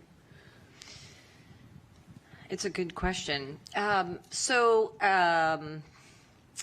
Not all data in an archive are user-friendly, right out of the gate. But I think NASA does an excellent job making things like quick look or browse products available. You can go on the NASA website. You can look at different aspects of different things that the agency has in its mission to study. And I think, if nothing else, people have become a lot more in touch with their surroundings and their environment and the changes happening there. And so I think there's probably an opportunity for people to maybe not become overnight experts in how to process satellite data and use it for basic research in a complex fashion. But there are ways to utilize those data to look at your environment if you think you've seen something or you wish to report something. So communication, engagement in the public, I think, is a really important part of the destigmatization, for sure. Nadia, I don't know if you have anything to add. I was struck by the phrase "not readily understandable." I felt like that was actually doing a lot of work. So I think for our purposes, we probably want to come up with a slightly more specific definition of what anomalous actually means. Yes. Yeah. Okay. Good. Thanks. Federica, you're up next.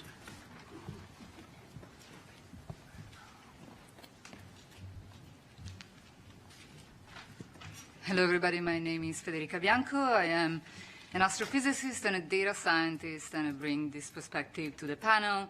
So for the next few minutes, I want to emphasize some of the things that my colleagues have already mentioned about the data, particularly the status of the data that exists, and what the data that we should collect to really understand WAP may be.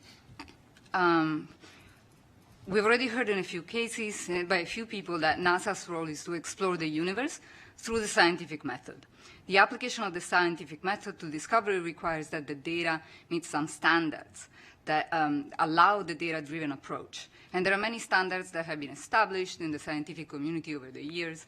I can mention one, for example. It's called the FAIR standard, where FAIR stands for findability, accessibility, interoperability, and reusability. The current status of the data about UAPs does not meet these standards. The data collection is inconsistent, it's inhomogeneous, it's uncalibrated, the data are poorly documented and largely incomplete. They're also not systematically retrievable, which poses a problem in automation of the analysis. So WAP could benefit from data science and machine learning methods, from artificial intelligence that is developing at a rapid pace. But machine learning and AI cannot be applied until the data meet these standards. Even to study a single event currently requires a significant lift in retrieving the data and the metadata that may or may not be available. And this lift is at the moment entirely person-powered, which means that it cannot be automated to apply machine learning methods. Organized repositories need to exist to enable the automation of retrieval of the data and the metadata, and this is a necessary premise to enable the systematic scientific approach to the study of UAPs. Anomaly detection is a well-developed, although notoriously hard discipline, and which has seen tremendous advances recently with data science and machine learning. Usually, this means detecting rare and unusual signals in a complex that is noisy and rich with phenomena that we know. So there are two general approaches to anomaly detection in the scientific community.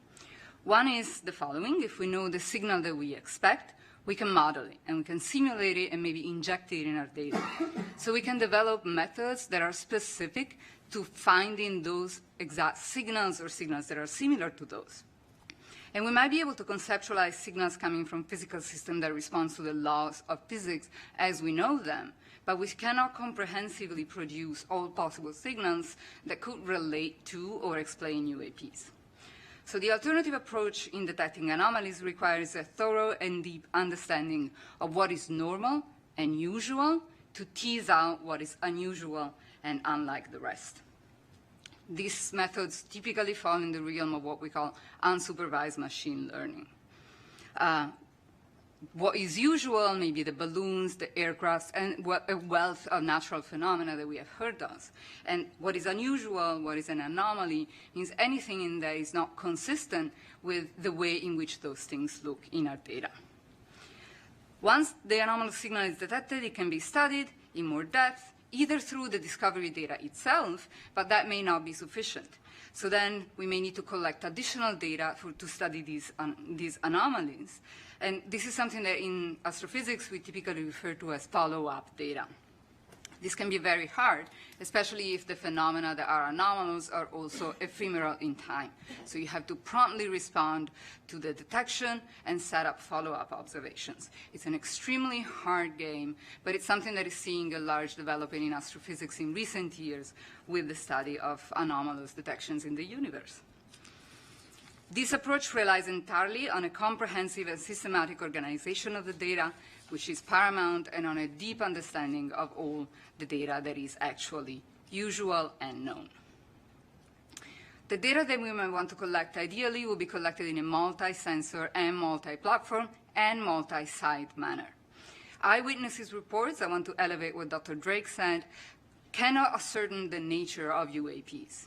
However, they should be considered because they may contain important information, for example, persistent sighting locations or seasonality.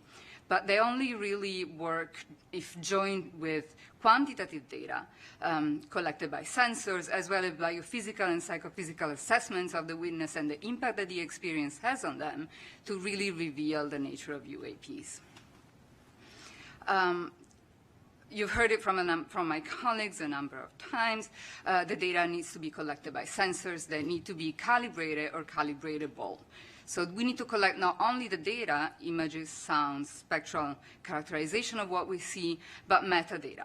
The sensor type, the brand of the sensor, the noise characteristics, time of the acquisition, instrument sensitivity, as well as information about the circumstances of the data collection, for example, temperature or the location, or the conditions in which the sensor is at the time of collecting the data. The data should be collected simultaneously by different platforms, ideally in different locations in a multi-sensor system. So some of the data that we may want to collect are images, but also temperature, sound recording, spectral data emissivity that tells you the color in a very fine grid, as well as monitoring the motion of objects, which has been very important to identify what we have seen as UAPs that have been reported. Much of this certainly can be achieved with professional-grade infrastructure, and both new and existing infrastructure to do that, such as astrophysical and geographical observatories, both on the ground and satellites. Some modern observatories in particular are designed for the detection of time anomalies specifically, as well as for the detection of objects that move rapidly in space, near-Earth objects, asteroids, meteors, etc. So those could be leveraged for the study of UAPs. There is also some effort ongoing in the developing of facilities that are specifically designed to detect UAPs, and many of those comply with the characteristics that I just described. This level of information, though, can also be obtained by the public. We could crowdsource the data collection if a platform to crowdsource exists that supports the collection of data and metadata and the transmission of data and metadata. And we think that NASA might be able to play an important role in the development of this platform. To echo what Dr. Bontempi said, NASA has a wealth of experience in coordinating scientific studies, efforts across discipline and domains, serving as a bridge between communities in the interdisciplinary studies and studies across different countries. All of these can be supported, all of these can be leveraged to support the work of the other agencies in the identification and explaining UAPs. NASA also has a really important experience in data curation. We have heard about the sophistication of the analysis of the data that NASA provides, of the sophistication of the calibration that the data that NASA shares arrives to. We have heard about the open data policy that NASA data goes under.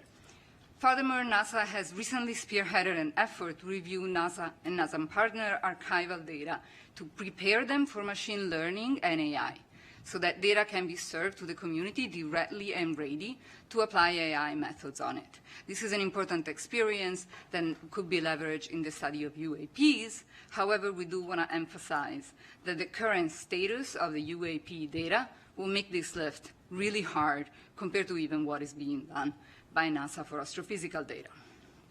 And finally, I wanted to emphasize what my colleague said. NASA has a great visibility.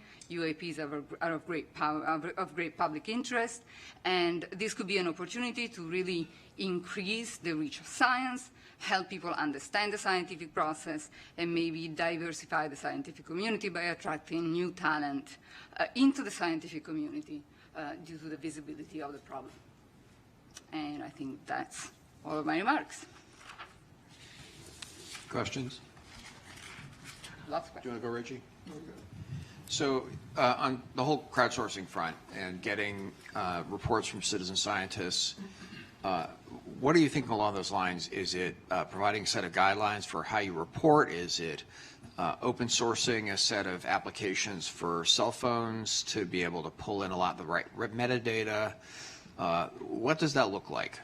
Yeah, so I think guidance would just a set of guidance of best practices, et cetera, would just not be sufficient. I think what needs to be provided is a platform.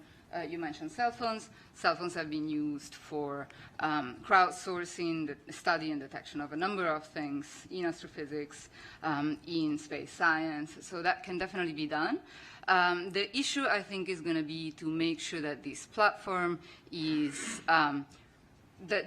reaches a large enough community to really have a crowd to source the problem and coordination. Something that this could achieve, for example, is the follow-up that I mentioned earlier, right? So we need this community that would use the crowdsourcing facilities to be connected so that if something is cited by one person, that message can go across and a broader community can point their sensors to the problem, to the sighting. And the data has to be transmitted to a place that can centralize it and curate it. Yeah, please feel free to say this is a bad idea. But if you thought about synthetic data, as you were talking, I was thinking, given the fact we don't have enough quality data to train a neural net, if we were to generate synthetic data based on the information we do have and then filling out the other characteristics as we might guess, does that then help us train something to iterate in AI to be able to find other correlations within data as we get it?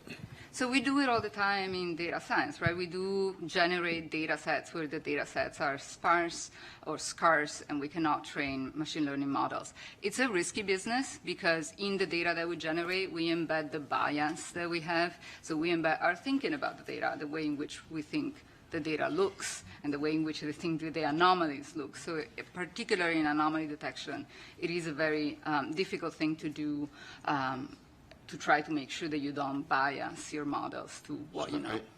I want to come back to this topic of anomaly discussion in our general discussion. We're sort of starting to run a little late, so I want to cut off questions now, but we do have a little time later at the end. So don't forget your questions. Bring them up again in discussion, and we'll talk more later.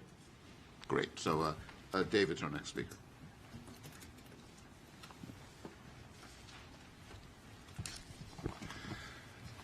All right, good afternoon. My name is David Grinspoon. I'm a planetary scientist and astrobiologist and I'm going to talk for just a couple of minutes about how observations beyond Earth are relevant to our study of UAPs. Many of NASA's missions are, at least in part, focused on answering the question of whether life exists beyond Earth. Astrobiology is the study of the origin, evolution, distribution, and future of life in the universe. As part of this, we consider how to search for biosignatures, observations we can make of other planets which might betray the presence of life. So we look for things like anomalous gases in the atmospheres of planets and other anomalies which may possibly reveal the presence of life. When we discover such an anomaly, we don't conclude that we've discovered life. We seek more data to understand what we're seeing, and often this leads to other new discoveries. Similarly, we can talk about looking for technosignatures, observations we can make which might reveal the presence of technological activity somewhere else. NASA is also supporting some research studying technosignatures.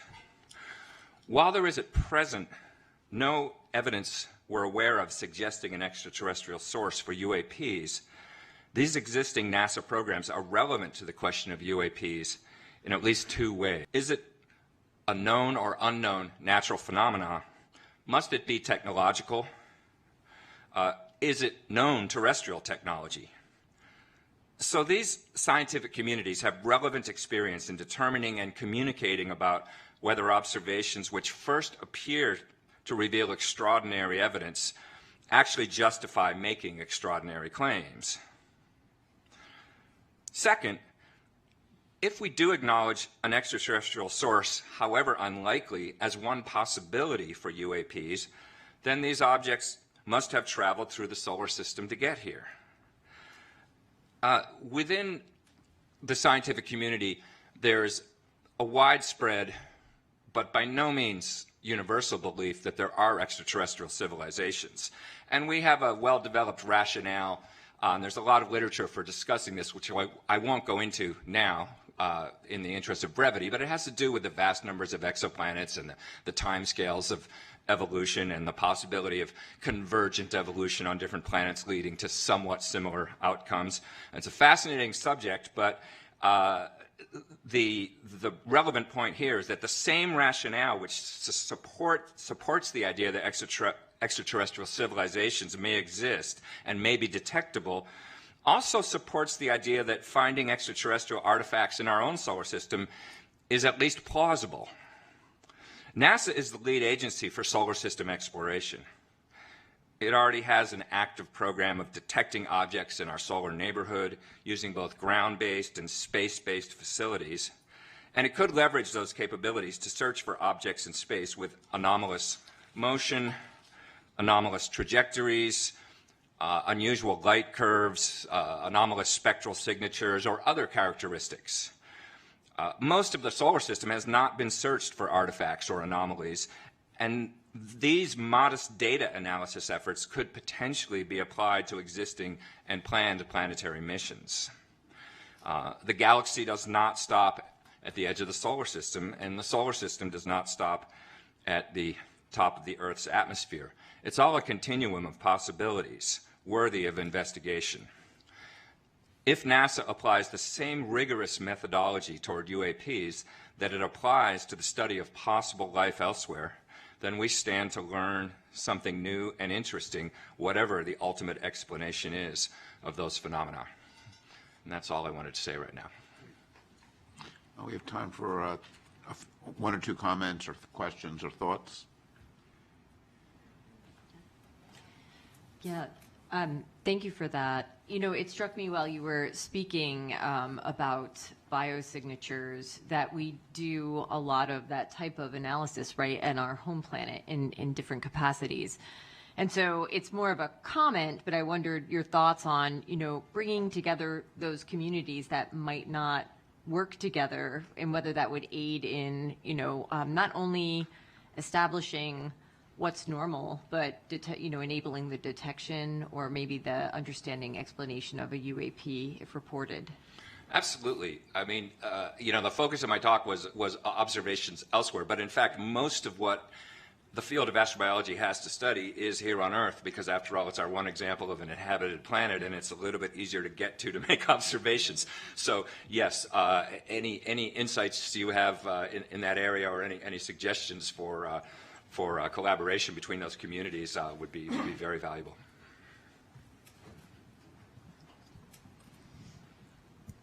So, of course, NASA hasn't been researching the technosignature field for very long, and there's been a stigma with technosignatures for many decades. Are there any lessons learned we can impose from the technosignature and the study community to the UAP and solar system studies? That's a really good question. I guess the immediate thought it sparks in me is that, technosignatures were kind of treated, kept at arm's length for a long time by NASA because of stigma, and ultimately can't be kept away forever if you are an agency, curiosity-driven, trying to understand the whole universe. You have to move beyond stigmas and just try to honestly look at whatever evidence there is. And so I think in that broad sense, the same lesson ought to apply to UAPs. As someone who has been working in astrobiology and data sciences for some time now, it strikes me when both Dr. Bianco and you talked that the differences that seem to me between biosignatures and technosignatures fields and the UAP field, again, relies on the data. So biosignatures and technosignatures, they have very well standardized data sets. They have been collecting data sets for some time. And they are able to apply machine learning, artificial intelligence algorithms, while it's a totally different question with the UAPs in how we can apply artificial intelligence here. So again, just like Dr. Bianca, how she said, it's about data standardization. So I hope that the UAP field will learn how to work with the data from the biosignatures and technosignatures fields. So. Yeah, that's a good point. The one point I'd push back on a little bit is whether technosignatures has a lot of data in that sense. The one part of technosignatures, which is looking for signals from radio and optical and that sort of thing that's been associated with SETI for a long time. You're right, there's a lot of data there that we've been collecting. But the term technosignatures is sort of newly being adopted, and it in a way, it reminds me of the distinction we heard from the FAA about a cooperative and non-cooperative. That with technosignatures, we're looking. There's more of an emphasis on finding technology that is not necessarily intended to signal us, but just sort of doing what technology does and finding ways to, so it's not looking for signals as much. And in that domain, we have not necessarily been collecting information for that long. But your point is well taken that there are lessons learned from certainly the astrobiology and the sort of classical SETI field where we've had a lot of data, and we could look at how that is analyzed and try to collect the data for UAPs that will be amenable to that same sort of analysis. Great, thank you. Carlin's next.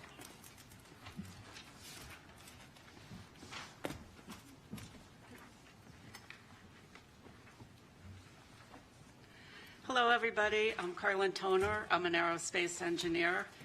It really struck me when Dr. Drake opened up this afternoon and talked about this really small needle in a really big haystack that we're looking for. And I'm going to talk to you about reporting, a theme that we've heard a lot. How can we make that haystack smaller and that needle bigger? So reporting of UAP events has received a lot of attention recently. But I think that there are still barriers for people to report. How or where should they report? Will someone take action on their report? Will the reporter be believed, or will they be shamed? We've heard over the course of our fact-finding that many scientists and aviators consider the study of UAPs to be fringe at best. So this suggests there's a significant negative stigma associated with reporting or even researching such phenomena. That said, by encouraging military aviators to disclose anomalies that they've seen or detected, the Department of Defense is receiving many more reports. I think in the time that we've been looking at this topic, growing from an ODII report that was something like 500 to, I think this morning we heard something like 800 now, so that's accelerating. And DoD will soon also mandate, if not already, reporting by pilots, which will even grow that set. I would propose to this panel that NASA can help make it safer for researchers to explore data in the civil airspace domain simply by starting that work internally. NASA could look at how civil anomaly data is shared, study how to incentivize reporting, assess the possibility of crowdsourcing data, which I think we've heard a bit about this afternoon, or sponsor and participate in conferences on UAP detection. Our team has really only seen, I'd say, a few unclassified images of UAP, which lack the contextual data that's needed to understand their true nature. And I believe we've heard a single firsthand account from a former military aviator. So one of my colleagues, Josh, has an example to show just why it would be important for NASA to also help shape how the data and information is reported. But before I turn the mic over to Josh, I want to make a recommendation to my fellow panelists that we consider advising NASA to more fully assess the cultural and social barriers to studying and reporting UAP, and for NASA to implement a plan to leverage its brand image to start removing these obstacles. Josh, why don't you go up and then we'll take discussion after your presentation. So you can call it my slide deck if you want. Thank you.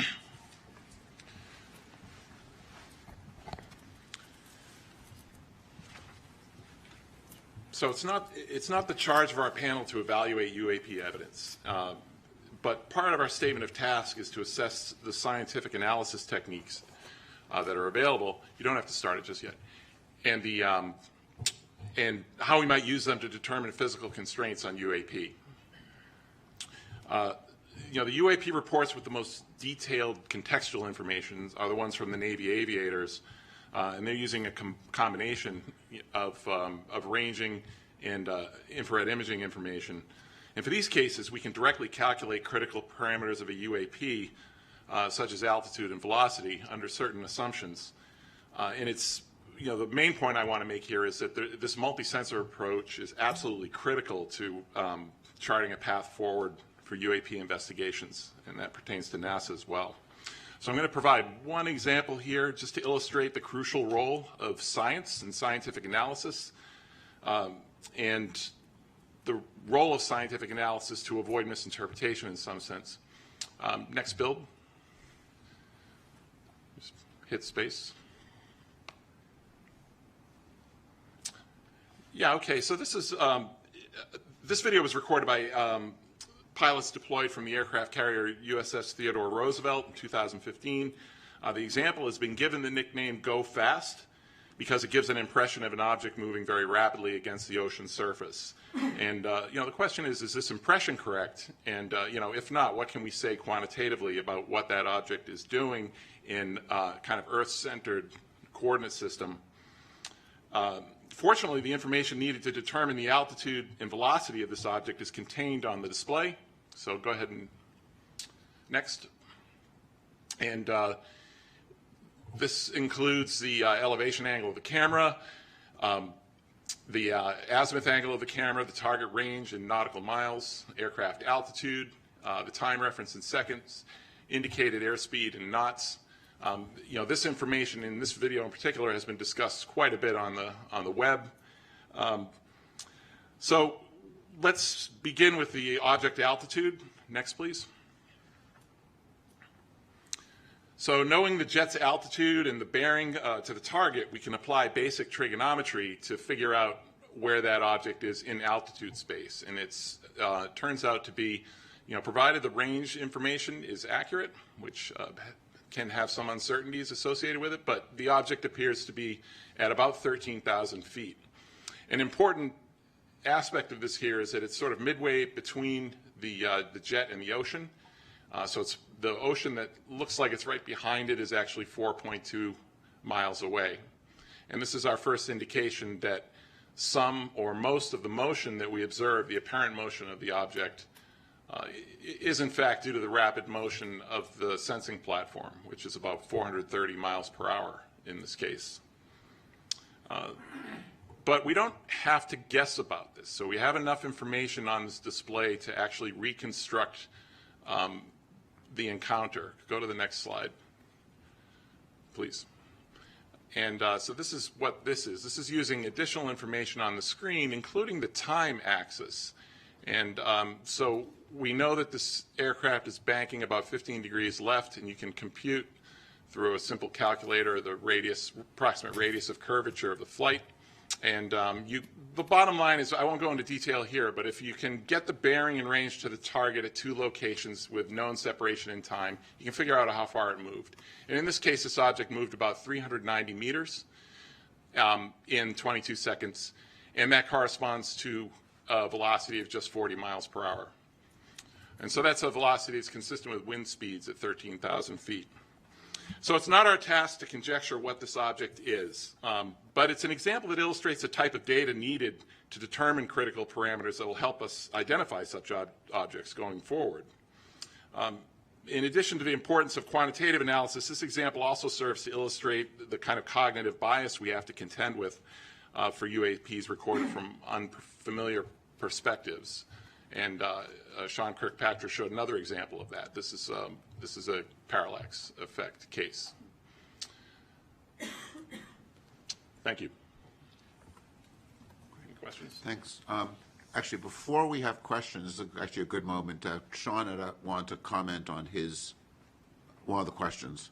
If we bring Sean up and then take questions for everybody or more discussion.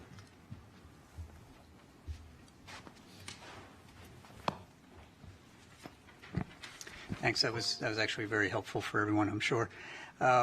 Just one piece of clarification on the video that we showed, the second one that was the newly released one, had the 3 aircraft in it. The question was asked about if it was a stabilized background against which the jitter was showing. I am not 100% certain of that answer. It might just be a bunch of dust on that sensor, but let me go back and get you a more fulsome answer. It is either stabilized background or it's just garbage. But in either event, the 3 aircraft are jittering because of the platform. But that's another example of exactly what you're saying, right? It's the perception of the operator who thinks it's doing something else when it's actually just your own camera. Right. Yeah, if I could just, Sean, in your event, it seemed to me that what you mean by jitter in this case is the plane is actually making motions that are causing a parallax. So it's actually more than that. So the plane will move, and that'll cause the parallax that you just showed. But the sensor itself, a lot of these cameras are in gimbals.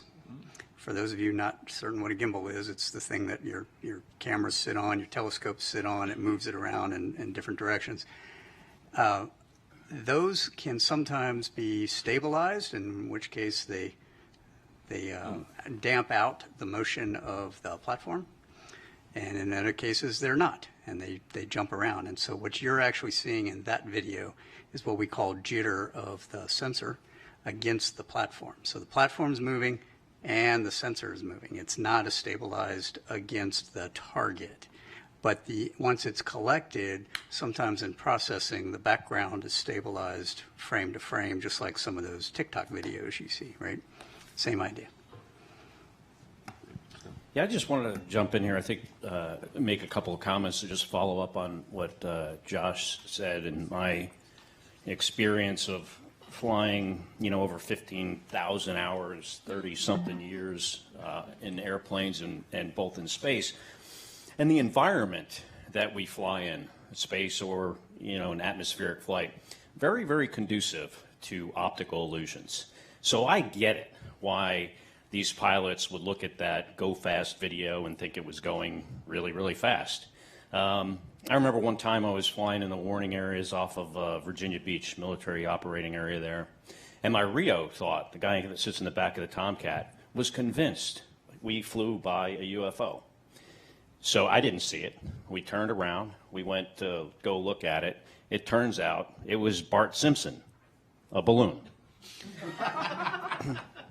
You know, oftentimes in space, I would see things and I was like, oh, that's really not behaving like it should. It's not, it doesn't have the trajectory of a satellite or a planet on the back of the star field. And every single time when I would look at it long enough, I would realize that it was atmospheric lensing. It was the fact that what I was looking at was actually flying behind the atmosphere, and because of variations in the atmosphere, it made the trajectory look like it wasn't going in a straight line. It was going like this, and it would go like that, and it would turn in the other direction. Was always the case. My brother, Mark Kelly, a former NASA astronaut, and also now a U.S. Senator, was with him for dinner last night, and he shared a story with me again that he had shared years ago, but I had kind of forgotten about it, and I think it's worth sharing. And that is when he was the commander of STS-124, I think it was, in 2008, they were getting ready to close the payload bay doors of the space shuttle. And before they do that, you got to make sure nothing interferes with the doors, because if the doors don't close properly, the space shuttle can't re-enter the atmosphere. It would come apart. It's part of the structural integrity of the vehicle. So they see something in the payload bay, and they thought it was a tool, maybe a bolt. They couldn't quite figure it out.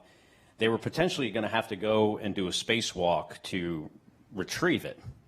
But before they did that, my brother grabbed the camera, they took a picture of it, and when they blew up the picture, they realized that this is not a bolt or a tool in the payload bay. It was actually the International Space Station that was 80 miles away. I mean, that's just a really good example of how this environment we operate in is so conducive to optical illusions. Oftentimes, guys fly into the water. And there are cases where, you know, pilots have rendezvoused on a buoy because they thought that was their wingman. It's just very, very challenging environment to work in, especially at night. And in my experience, the sensors kind of have the same issues as the people's eyeballs.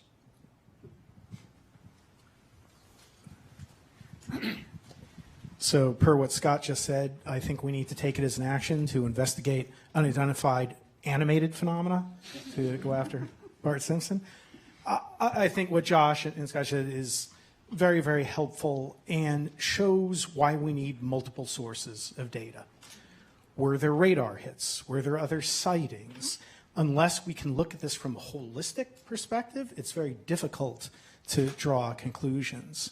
And relative to stigma, and I appreciate the reports that our colleagues gave, I think there's plenty of stigma right here in this building, and I'm sure, Dan, you've suffered from it at times. And I just want to commend Administrator, although he's always be Senator Nelson to me, for his leadership and candidly courage in getting NASA to tackle this issue. And as we look at what Sean had articulated, that what he wants NASA to do, as we look at the recommendations for reporting and how we need to collate that reporting, I'm very concerned that this could be effectively done on an ad hoc basis. And I've been a part of far too many panels and studies that end up sitting on the shelf. I don't want this to be one of those exercises. And we can discuss this further, but I would call for and recommend a permanent office within NASA to support this activity, albeit likely a modest one, but to collate this information, to collate that data, to archive the information, and act as the open, forward-facing counterpart to Sean and AARO. I think then we could continue and actually accomplish the reporting, the stigma issues that have been raised, and we could do so in a relatively affordable fashion. Because again, I don't want all of our work to end up being in vain. Good. So now Jen's going to turn to our charge. I am. And you know, as a panel, when we were convened with a set of questions that we were charged to address, we've been addressing them through the topics we've talked about and through things as we've been thinking this through, but we're going to organize the next part of the discussion with Jen presenting these things, and this is also a chance to get into some of the discussion phase, because we can look at each of these questions as the topics that we want to make sure we address as part of the report. Jen. Thanks, David, and I want to thank the panelists all for all of your work, all of the knowledge that I've gained from each of you through this time. I took it upon myself in preparing for today's meeting to draft a statement that answers the 8 questions that we were provided at the beginning of the last summer when the panel was created. So I'm going to read the question out loud. I'm going to read my statement, and I'm going to pause and let you think and reflect. And if there's, remember, this isn't all of the details associated with each of these answers, right? This is to be a kind of high level, make sure we've got the major points there. And this is an initial take for these answers. So the first question goes, what types of scientific data currently collected and archived by NASA or other civilian government entities should be synthesized and analyzed prior to potentially shed light on the nature and origins of UAP? So the panel reviewed data sources, analytic tools, data architectures from NASA, NOAA, FAA, Commerce, and others. The data that we recognized were not collected for the purpose of identifying UAP, which leaves bias in the data that was collected. Even though there is an immense amount of data available, it is hard to access, and the sensors that were used were not well calibrated for identifying anomalous phenomena. No questions. Moving forward. Question number 2. I kind of feel like Jeopardy. What types of scientific data currently collected and held by nonprofits and companies should be synthesized and analyzed to potentially shed light on the nature and origins of UAP? Many organizations exist to track sightings of anomalous phenomena in the Earth's atmosphere, both nonprofit, for-profit, and otherwise. The study panel concluded that much of the inputs collected by these organizations are not considered scientific data in nature, and that they do not contain unbiased information, they're not repeatable, and they typically come with eyewitness accounts, which we've heard even today, that there's hesitations with using only eyewitness accounts to recognize or identify UAP. To the point about commercial or companies, there are a lot of space companies that some lobbied hard to get in to present to us. They have troves of data, but they're collected for a variety of different purposes than the purpose of UAP. And those systems, while they are well calibrated, are only one source of many that could be used. And questions, comments, concerns? Yes, Carla. I'll bite on that one, Jen. You know, I think your answer is correct as to what we've seen, but where I would go is if we made a recommendation to NASA that, you know, we're really asking them to build a roadmap, and we haven't done a robust cataloging. We've looked at sources, mentioned sources that we think might be relevant, but perhaps a more robust effort cataloging would be a good modest start. That's good. I will, only in slight defense of trying to answer the exact question as posed to the panel, rather than trying to add recommendations at this point. But yes, point well taken. Thank you. Yeah, I mean, I think one of the data sets that we just learned about, you know, heard more about today, and thinking about sort of calibrating things, is the FAA data on anomalous, you know, tracking events, right? And I think this is something where, if we had, you know, some imaging software, people, you know, citizen scientists with cell phone cameras identify some event that looks interesting, one of the places you'd like to be able to turn is the FAA data. And having, you know, if there is, to go back to, you know, having a NASA responsibility for data, NASA makes, has a lot of experience in serving as a clearinghouse for data from across the government for civilian data, right? This is something we do in lots of different areas. And I think there are some opportunities with data sets there, and I think the radar data is one that comes to mind as one we don't want to forget about as an available data set. Yeah, absolutely. Question 3, I think, goes more towards the recommendations of what other types of scientific data should be collected by NASA to enhance the potential for developing an understanding of the nature and origins of UAP. So we've heard now from 2 of the panelists on some of the information that should be collected or the way that some of that data should be organized in a manner to make it available for people to analyze that information.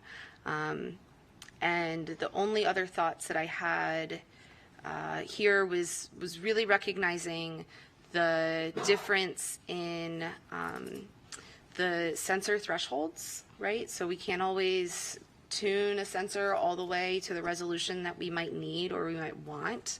And as we collect that data, to recognize for the scientists that are doing those analyses the bounds of each of the systems that they're using. Yeah. You know, what strikes me on that one, when you were reading the answer, the proposed answer, was what may be new, maybe something that's new to NASA in the sense of like a time series, so we can know what's normal, so we can perhaps identify what's not normal or anomalous, right? So I'm not sure to what extent it's like the most unsexy thing to sell on the face of the planet, right, is making consistent long-term observations. But I think that the agency may be set up to do just that for multiple reasons, right? Yeah. Persistent data collection. The agency does that in a lot of cases for astrophysical purposes. So the infrastructure, of course, pointing up and pointing at a different distance, but the infrastructure for collecting this kind of data, organizing it, keeping it, and that does exist. Yeah. And there are, in their defense, a lot of satellite companies that are doing that persistent collection as well. Okay. Question 4, which scientific analysis techniques currently in production could be employed to assess the nature and origins of UAP? Which types of analysis techniques should be developed? So this is a 2-part with what exists today and what should be. So we're looking also at recommendations. Based on the information provided by the presenters to the panel, there are very few credible analysis techniques available that currently exist to assess the nature and origins of UAP. The onset of artificial intelligence and automated analysis techniques give promise to being able to do that in the future. I wanted to add something to that, perhaps, which is that really to design the analysis, you need to know what the data looks like, right? Yes. So, we can't really say what kind of analysis should be created on the hypothetical data that we're recommending should be collected in some, Right. somewhat specified fashion. If it's all hypothetical and we want Right. to collect all of this data and we know what format it's going to be in, we can design analysis techniques around it. And at that point, it's likely that there are analysis techniques that already exist. There's Absolutely. a wealth of anomaly detection work. We just don't know which one will be most suitable because the data, as it should be, doesn't exist yet. Correct. She said exactly what I was going to say. Yeah, and that's what I was getting at with my point. Not that those analysis techniques don't exist in the scientific community, just that they're not being applied to this problem set right now, and it's hard to apply them when we don't have the known data of what would go into those.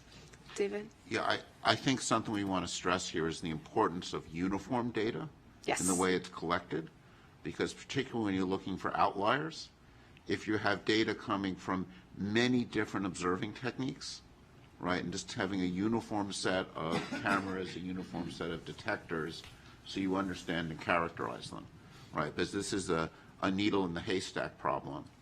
And every camera, I'd mentioned in the opening session, ghosting in optics.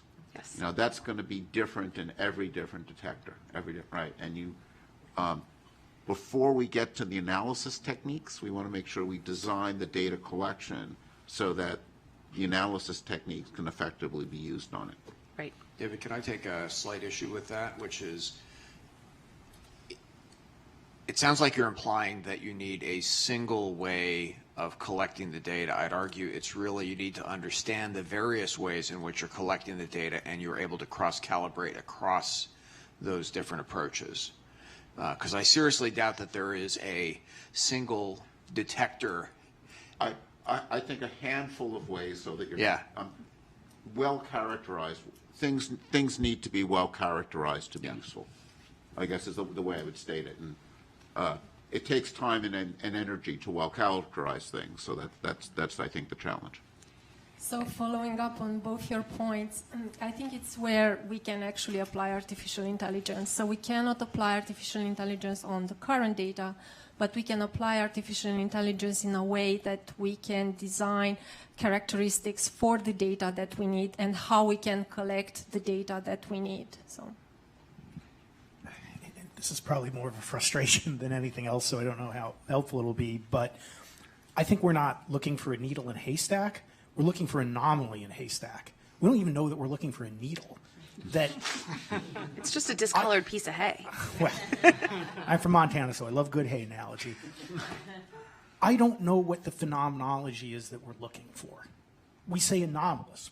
Again, this question earlier, what does that mean? Anomalous acceleration? Like, I think as we try to look at the data, we're starting from an almost impossible position when if we don't know what we're looking for, is it a radiation signature? Is it something electromagnetic? Is it something like that? Is why this is so challenging and frustrating to me that we're talking about monitoring something that we don't even know what we're supposed to monitor. And let me just offer, Josh, before you jump in, the scientific process of hypothesis-driven research, right?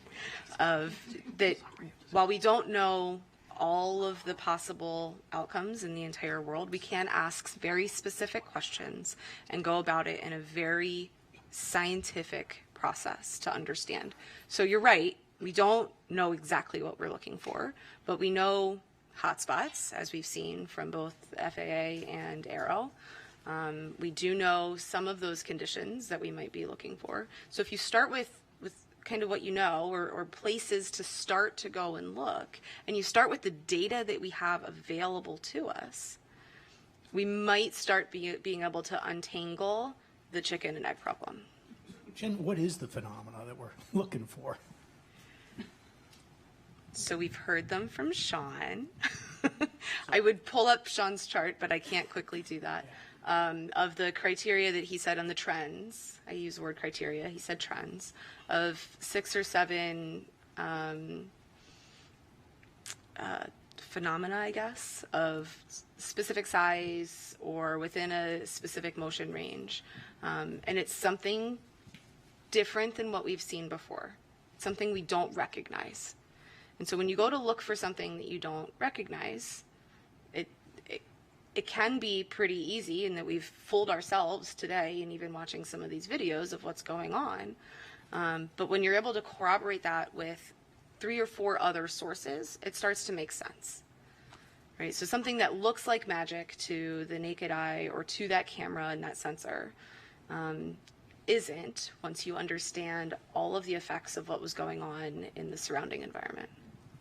So I've got a question. Can we, because I got the same frustration you do, right? It's regardless of what you're looking for, if you don't know what it is, whether you're using AI or match filtering techniques, you can't find it, right? You can't find it. So because the question I have is, can we use social media, that kind of thing, as a way of queuing to know where something's happening? Because we know Google searches can lead you to better understand where outbreaks happen, right? Disease outbreaks.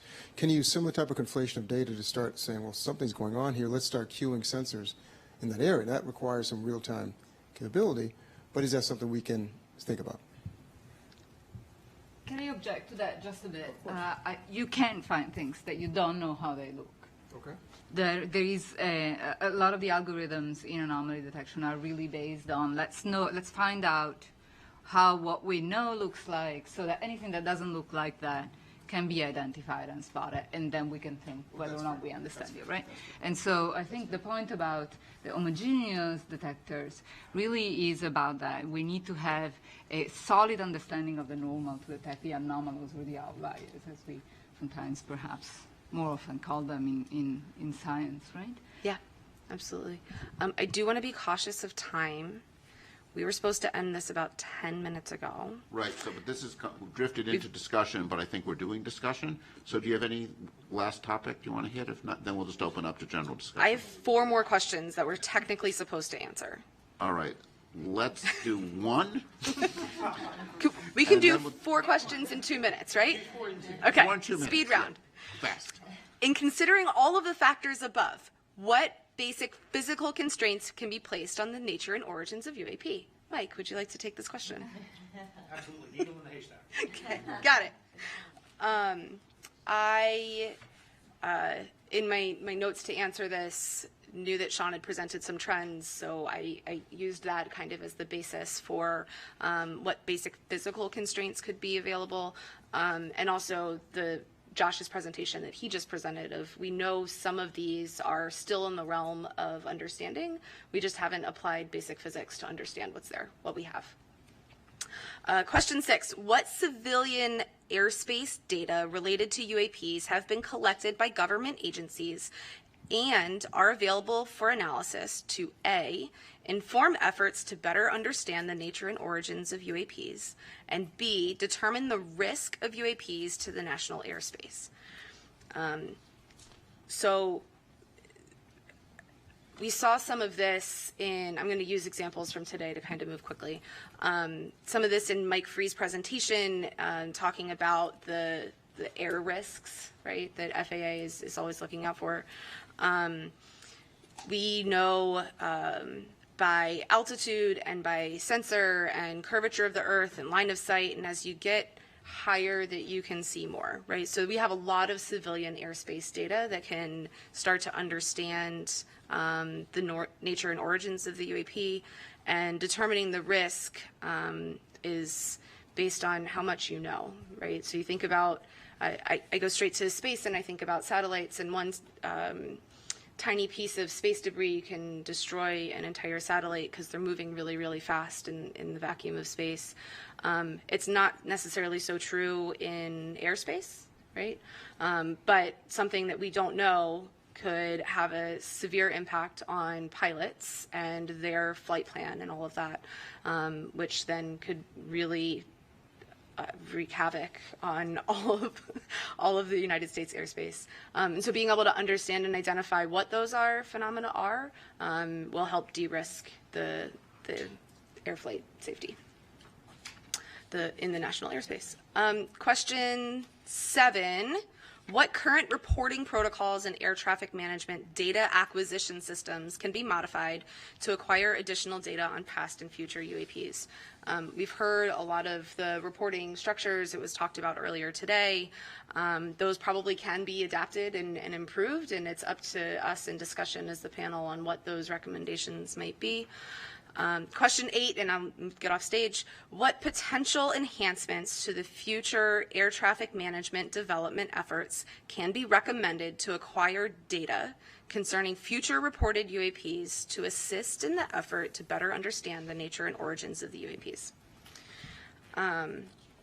The potential enhancements, automatic filtering of the knowns has come up as a talking point.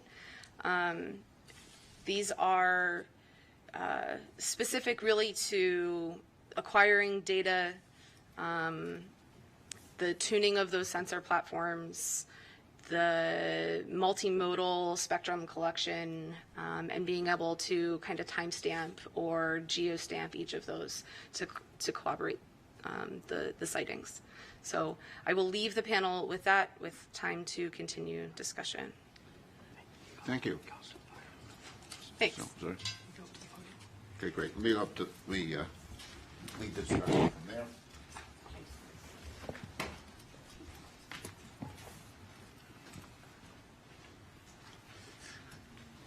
But before I open it up, I just wanted to restate Federica's answer to Mike for hay. if you know the properties of hay very well, and you go through your haystack and say, I don't know what this is, but it doesn't look like hay. You don't need to have a match filter looking for a needle in a haystack if you know hay very well. And who said NASA couldn't speak to Middle America? Now, as a New York City resident, my impression is if you go through hay you don't want to do it with your hands. But I defer to you on, yeah. You have no choice, but AIML would be good. Yeah, I think, yeah. So I want to, in the final minutes we have here before the public session, look to the future. I think a lot of us have looked at the data we have now with a sense of dissatisfaction and say, what data would you want and how would you want to collect it? And just think about, we don't need to design the detectors, but think about the characterization that we'd like, what wavelengths we'd like, and just to kind of throw that out as one way to think about what we might want to recommend. Paula. So one thing that strikes me in that question is that I'm not totally certain that we've dedicated our time and effort to looking for anomalies. I think by default there are some science communities that look for things like the genesis of a hurricane or a harmful algal bloom in the ocean or something in interstellar space. But I'm not sure we ever focused our interdisciplinary effort on that. And I think the question you ask is a really interesting one, part of our statement of task, right? But I'm not sure I can answer that quite yet. That's how I feel about that one. Sure. Shelley Wright. Yeah, going along with Dr. Bontempi's point there, we heard a lot from Arrow about specifics about the needle, 1 to 4 meters in size, 0 to Mach 2. You can then look at NASA's assets, right, and look at its spatial resolution, its spectral resolution, in particular the frame rate. I'm going to get to your question here, Dr. Spergel. You can look at the current NASA assets and try to say which ones could find that needle, the ones that Dr. Kirkpatrick put forward. That analysis has not been done. So one of my recommendations would be for NASA to convene a group and a task force to look at its current assets to calculate what current available data, and current facilities could answer insight into that. Now, to get to your future question, looking at this, I see Walter, is frame rate. I see a really big issue with frame rate. So if you want to catch fast-moving objects, you need to take quick images. If you want to get to these very small sizes and resolution, depending on altitude, where you're taking your image from ground or space, NASA will likely have to increase its frame rate into its detectors. I think a short answer to what NASA's current assets would be able to see would be really big haystacks that are moving very slowly, which I think is the point that you're making. But that doesn't mean that that data is not useful, because if it's able to characterize the background extremely well, that gives you a better idea of what unusual looks like. Basically, anything that you do that characterizes the background will contribute to an understanding. So we're going to have to cut this off now because we're now going to our public comment session. So turn that over.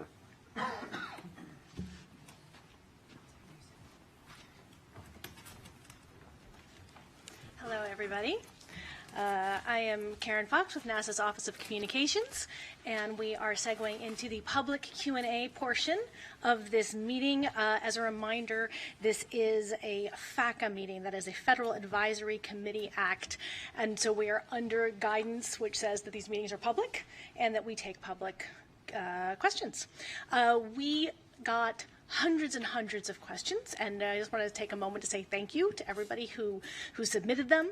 We're obviously not going to get to all of them today, but we are going to make attempts to answer some of them online. You can always check back to science.nasa.gov/UAP, where over time we will make it clear where we're putting out some more of those answers. In the meantime, we did have to make some decisions.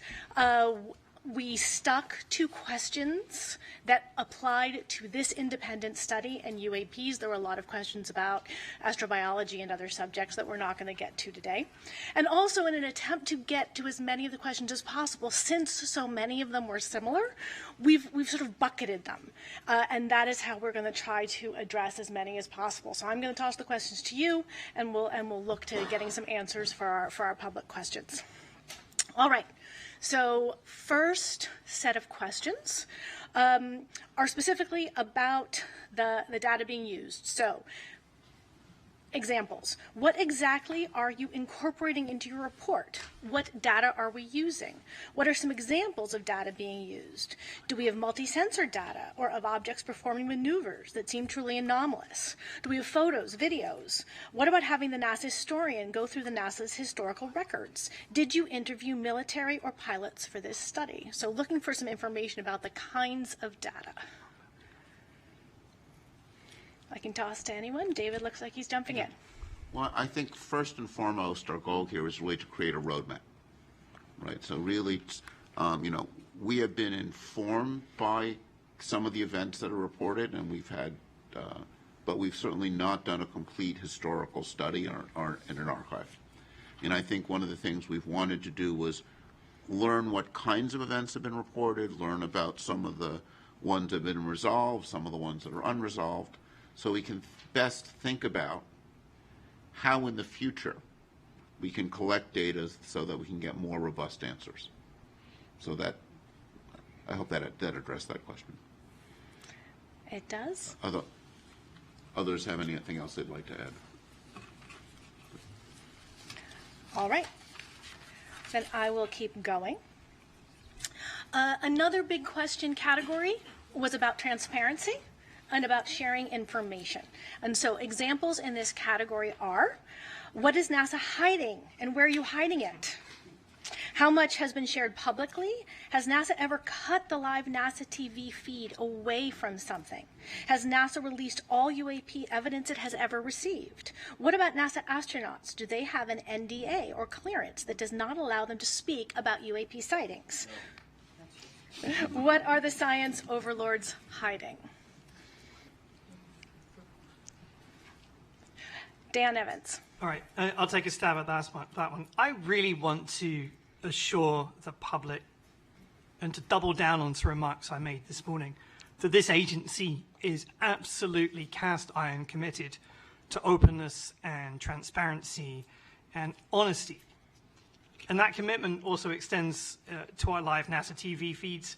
They provide real-time footage from our various missions. Now, to my knowledge, NASA has never intentionally cut a live feed to hide anything, and that includes UAPs, of course. Sometimes there are interruptions to our feeds, but that is simply because space is a complex place. There's a vast array of natural phenomena, human-made objects, and so forth. But again, I wanted to reassure the public that we're absolutely committed to providing the public transparency and openness. Those are the hallmarks of NASA. That's why we're here today in public on TV, because we want the public to have the opportunity to see the process of this committee doing its work in public. It's only right. Just to follow up on what I said, I didn't mean to joke about it, but in my 20 years at NASA, no one, either officially or unofficially, in my recollection, have ever discussed or briefed us or had any kind of discussions about anything that would be considered a UAP or UFO or anything like that. And I'll ask you to stand for 1 second and state your name. I'll ask you to stand for 1 second and state your name just so everybody know who was speaking. It's hard to see in the back. Kelly. I'm just following up on the question about if NASA astronauts ever signed an NDA or anything of that, anything like that. In my experience of being in the astronaut office for 20 years, there was never any formal or informal discussions at all about UAPs or UFOs or anyone reporting anything that would suggest something from, beyond our planet. Thank you very much. Yes, please. I just want to make a quick comment about the culture of science in relation to this question. Scientists by nature are at least intellectually sort of rebellious. It's in our nature to question authority. That's how you're a good scientist. You don't just take someone's word for it. You try to discover the truth. And for that reason, this question about what are the science overlords hiding, that's sort of written in a facetious way. But I just want to emphasize that there's no way that all scientists could be in on trying to hide something, because it's just not in our nature. If somebody told me to try to hide something as a scientist, that would just increase my desire to belay that order and to release it. And I think that's true of our community in general. All right, thank you so much. I am going to go on to our third set of questions, which is, has NASA been tracking Earth's atmosphere, or are we also studying bodies of water for UAP? And I think that's a Dan question for NASA, or? Oh, yeah. Oh. Here's the oceanographer. So, my understanding is this is a completely independent study to assess what assets, what data, what science, what observations, platforms NASA has to potentially help evaluate and understand UAP, right? We have, NASA has an Earth Science division and many scientists at many centers and many academics and other partners out there that study the Earth as a system. We do this from the unique vantage point of space, and the atmosphere is part of that. I think Dr. Kirkpatrick stated this morning that to his knowledge, and I think to ours, there isn't anything that's been reported below the ocean surface, and so I think part of what we've been talking about all day is, what assets are out there to actually begin to identify data that could be useful in explaining any of these reports if and should they come in. So I think that's probably it, unless there's something else to add. All right, then. Thank you. Moving on to our fourth general bucket of questions. What are you doing to solve the stigmatization surrounding the study of UAP? I can take that one. And state your name if you wouldn't mind first. Carlin Toner, FAA. I think the fact that NASA has called us together here as a panel to look into this, that NASA is hosting a public meeting, that we've heard, right, it clearly stated we're here to be transparent. I think that's the first step in trying to really normalize the study of UAPs. And we talked a little bit earlier about the reporting, about how to make it credible. And we talked also about UAP in one of the earlier talks this morning of the definition of the A, whether it was aerial or anomalous, as the legislation now is, and really the distinction beyond UFOs, right? When we're looking at UAPs here, we're beyond just airplanes. We're looking at all types of anomalous phenomena, and so that's just a more inclusive term there. Yeah, still Michael. Just wanted to emphasize what Carlin said, which is so accurate. I really consider it quite amazing that we're here having this discussion. NASA leadership deserves great kudos for this. And beyond, I think a recommendation that I'd like to make is that NASA participate in symposia, in panels, sponsor research.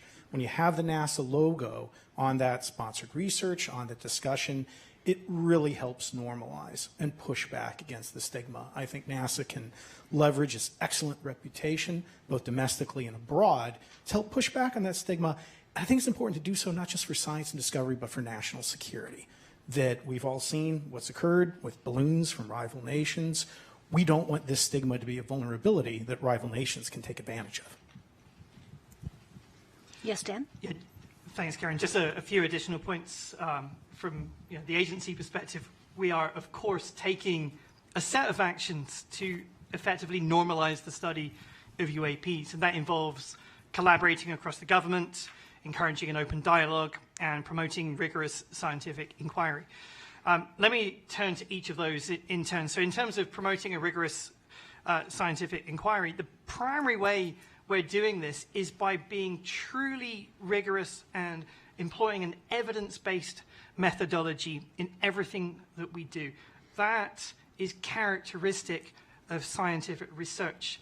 It's no accident that the people up on this stage are true experts in their respective fields, okay? So that is in turn going to help us to legitimize UAP studies.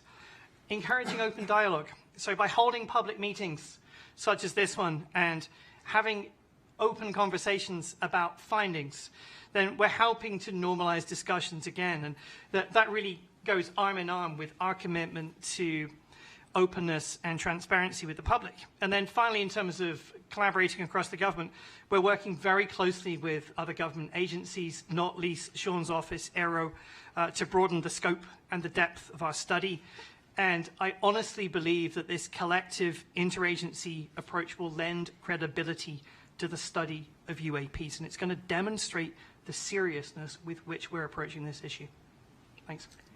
Well, that segues very nicely into what our next set of questions are, which is who we are working with. So the question is, who else is NASA currently working with, or do we want to work with to study UAP? And is NASA working with international partners?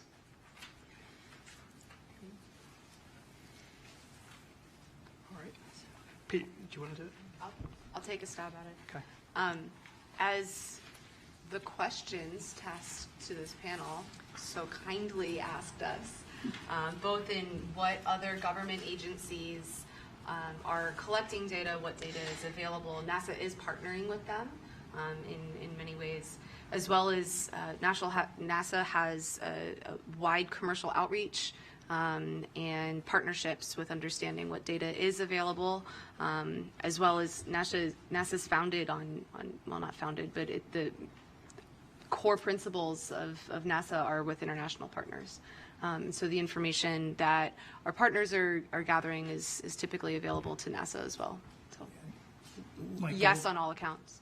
And I may just emphasize and add that NASA is singular, I believe, among government agencies in its international outreach. Again, not to keep talking about the Artemis Accords, but you see countries like Saudi Arabia that we may not have a great relationship with as a government right now.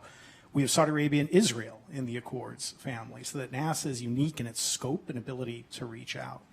I also think that we're entering a new era of commercial space transportation that is going from low Earth orbit out to cislunar space. And that is going to be the purview of the Department of Commerce, which is taking over space traffic management. So I think it's very important that NASA work with and support commerce as we go through that transition. Department of Defense is currently responsible for that. And I think that will help us not only to identify potential UAPs, but to assist in preventing contention, congestion, and eventually conflict. And I also want to note, in terms of space debris in orbit right now, I believe, represents an existential threat to our very society, that we are getting very close to an event that could cause real problems for our ability to access satellites. And that's why I think there's great ancillary benefits to the conversation we're having today, that as we increase our capability to monitor orbit for UAPs, that data could also be very relevant as we look at near-Earth objects and other threats. And again, to just end on near-Earth objects, Apophis, for example, an asteroid, is going to come so close to Earth, it will be below geosynchronous satellites. So any effort to begin to catalog and do better in terms of understanding that environment is going to be terrific, and I hope NASA works with commerce and international agencies on Apophis and other missions. I think Federica had something to say, too. Yeah, I just wanted to add that, a lot of the things that we think we might recommend in terms of platforms to collect data that would be useful to study UAPs, we recommend a multi-platform and multi-site. That would also mean likely ground-based as well as space-based facilities. And this is being done already in astrophysics, co-observing the sky from the ground and from space with different methodologies and different instruments to get a more comprehensive picture of what's normal and then detect what's anomalous.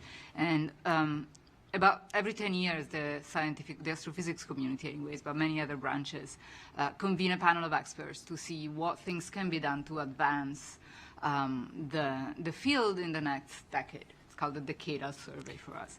And one of the recommendations this year was explicitly for agencies that do astrophysics to work together. So NSF, DOE, and NASA to work together, share data, share facilities and instruments. So I think this is, there's a lot of fields will benefit from this, including the UAP studies.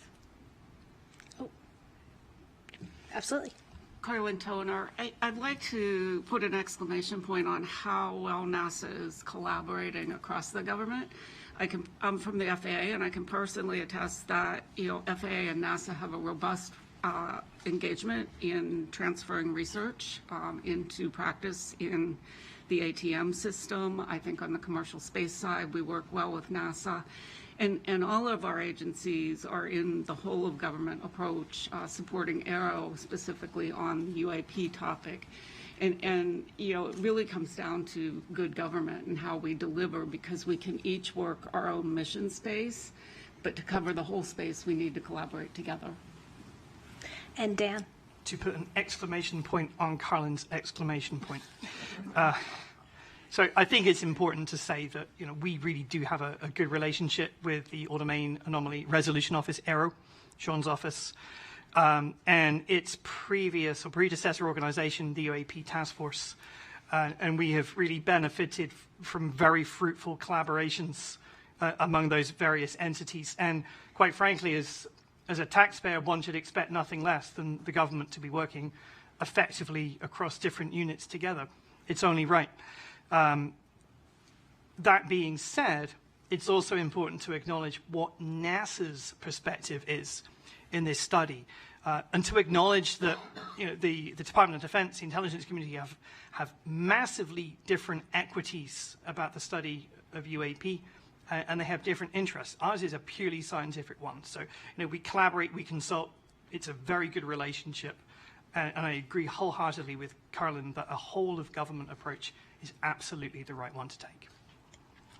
Great, thank you. I will move on to our sixth bucket of questions, which we had many on this topic. Is there evidence that UAP were created from non-human intelligence? All right. Yes, please. I will take this one. First and foremost, we are scientists, and we follow the scientific process, and I hope that the gathering here today showed a little bit of a glimpse on how the scientific process works. It's not a question that you can answer very quickly with yes or no, and we follow the data, right? So as scientists, we follow the data, we formulate hypotheses, we test theories, we follow the scientific process. The role of this panel has been to create a roadmap and a framework for how all scientists that are interested in this phenomenon can further study, can further collect data, can further formulate experiments, again, hypotheses, can test different methods, maybe even innovate on the methodology side of things, come up with new methods for how we can do basically science, but not just any kind of science, but the science of discovery and exploration, which is basically in the spirit of NASA. So just like Carl Sagan was saying, extraordinary claims require extraordinary evidence. We cannot make that kind of extraordinary claims at all for any kind of big subjects in science, whether it's UAPs, whether it's biosignatures, whether it's technosignatures. This question of whether we are alone in the universe is probably one of the largest questions that we've had in our history of science, in our history of humanity. And it's not one that we can take lightly. And that's why we need so many scientists and multidisciplinary and interdisciplinary teams to work together, and many organizations.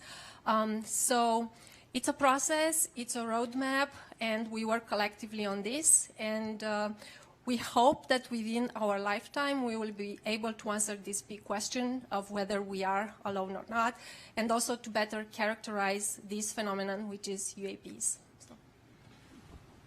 I want to sort of supplement that excellent answer by noting that we have not seen the extraordinary evidence, right? I mean, in a sense, to give, to make the claim that we see something that is evidence of,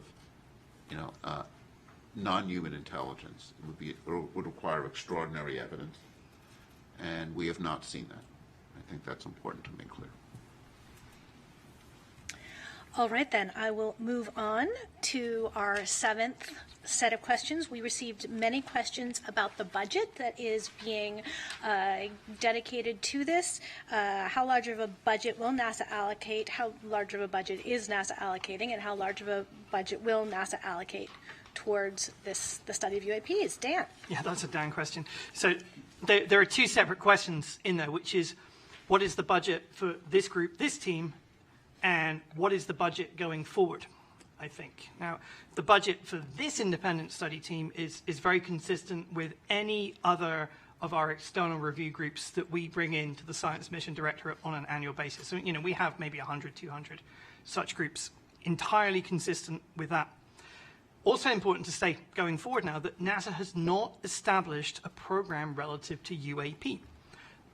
And as a result, there's no associated programmatic funding. But this is how NASA works. Federal budgeting is a complex journey, of course, and the way NASA, particularly NASA Science, likes to work is we anticipate and wait recommendations from independent groups such as this one, and we need to wait on final recommendations, and then we'll make an assessment. So too early to say, but of course that's all couched in the fact that federal budgeting is a very complex process, and we will always follow the law.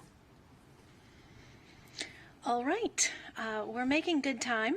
We have one more question that encompassed many of the ones we got, which is, has NASA encountered any aliens or extraterrestrial life? What happens if the public comes across extraterrestrial life?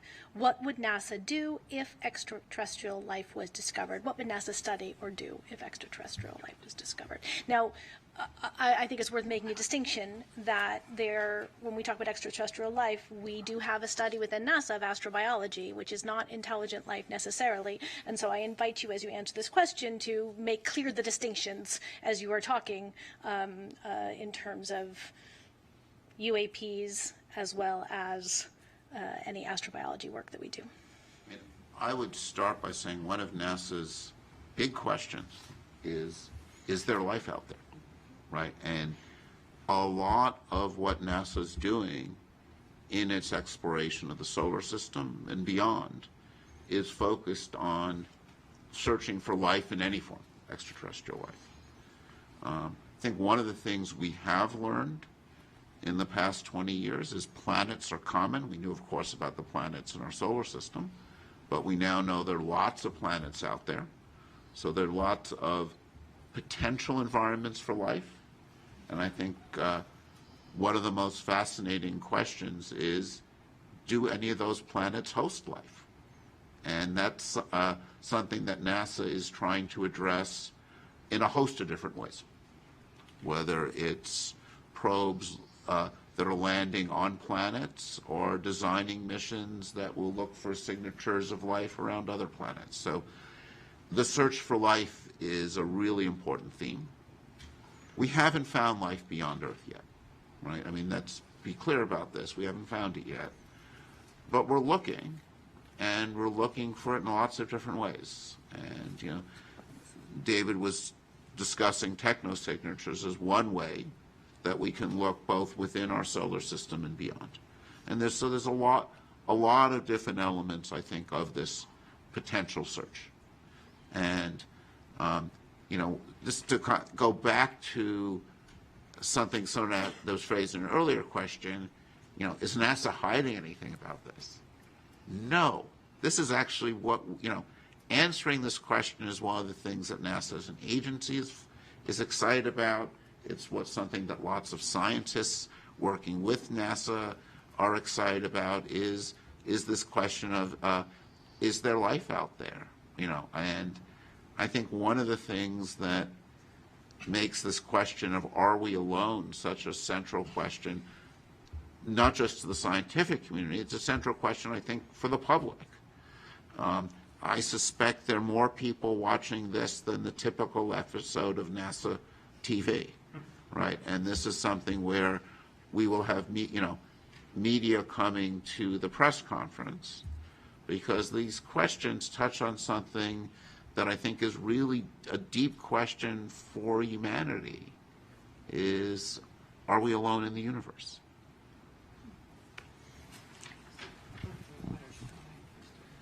Yeah, just to kind of echo what David said a bit, I mean, obviously this is something we think a lot about in astrobiology. What if we succeed? We are very driven to try to find real evidence of extraterrestrial life, and we would be highly driven to share that if we found it, because everyone wants to show that they've been able to succeed in what they're trying to do.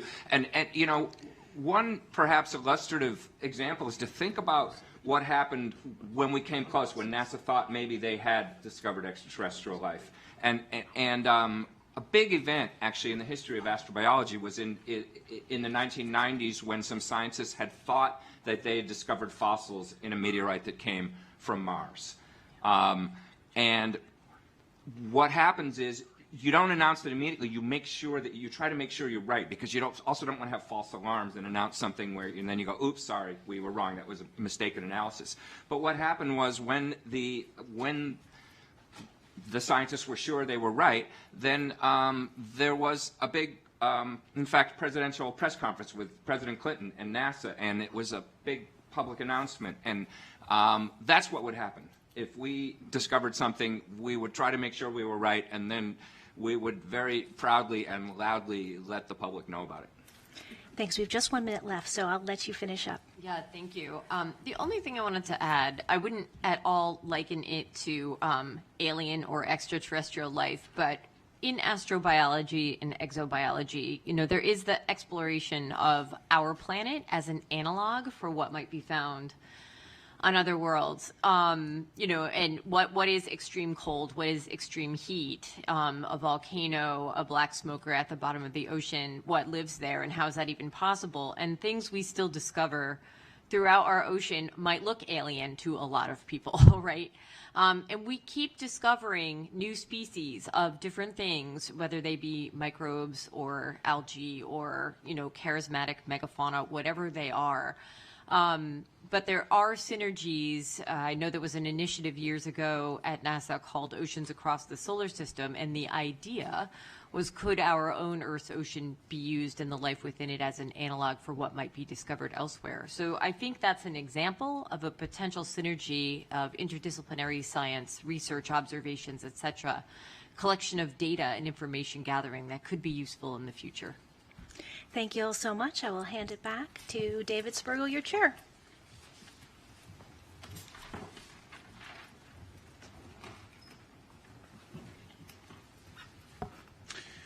So let me also just answer the one other piece of that question was, what do you do if you see something surprising?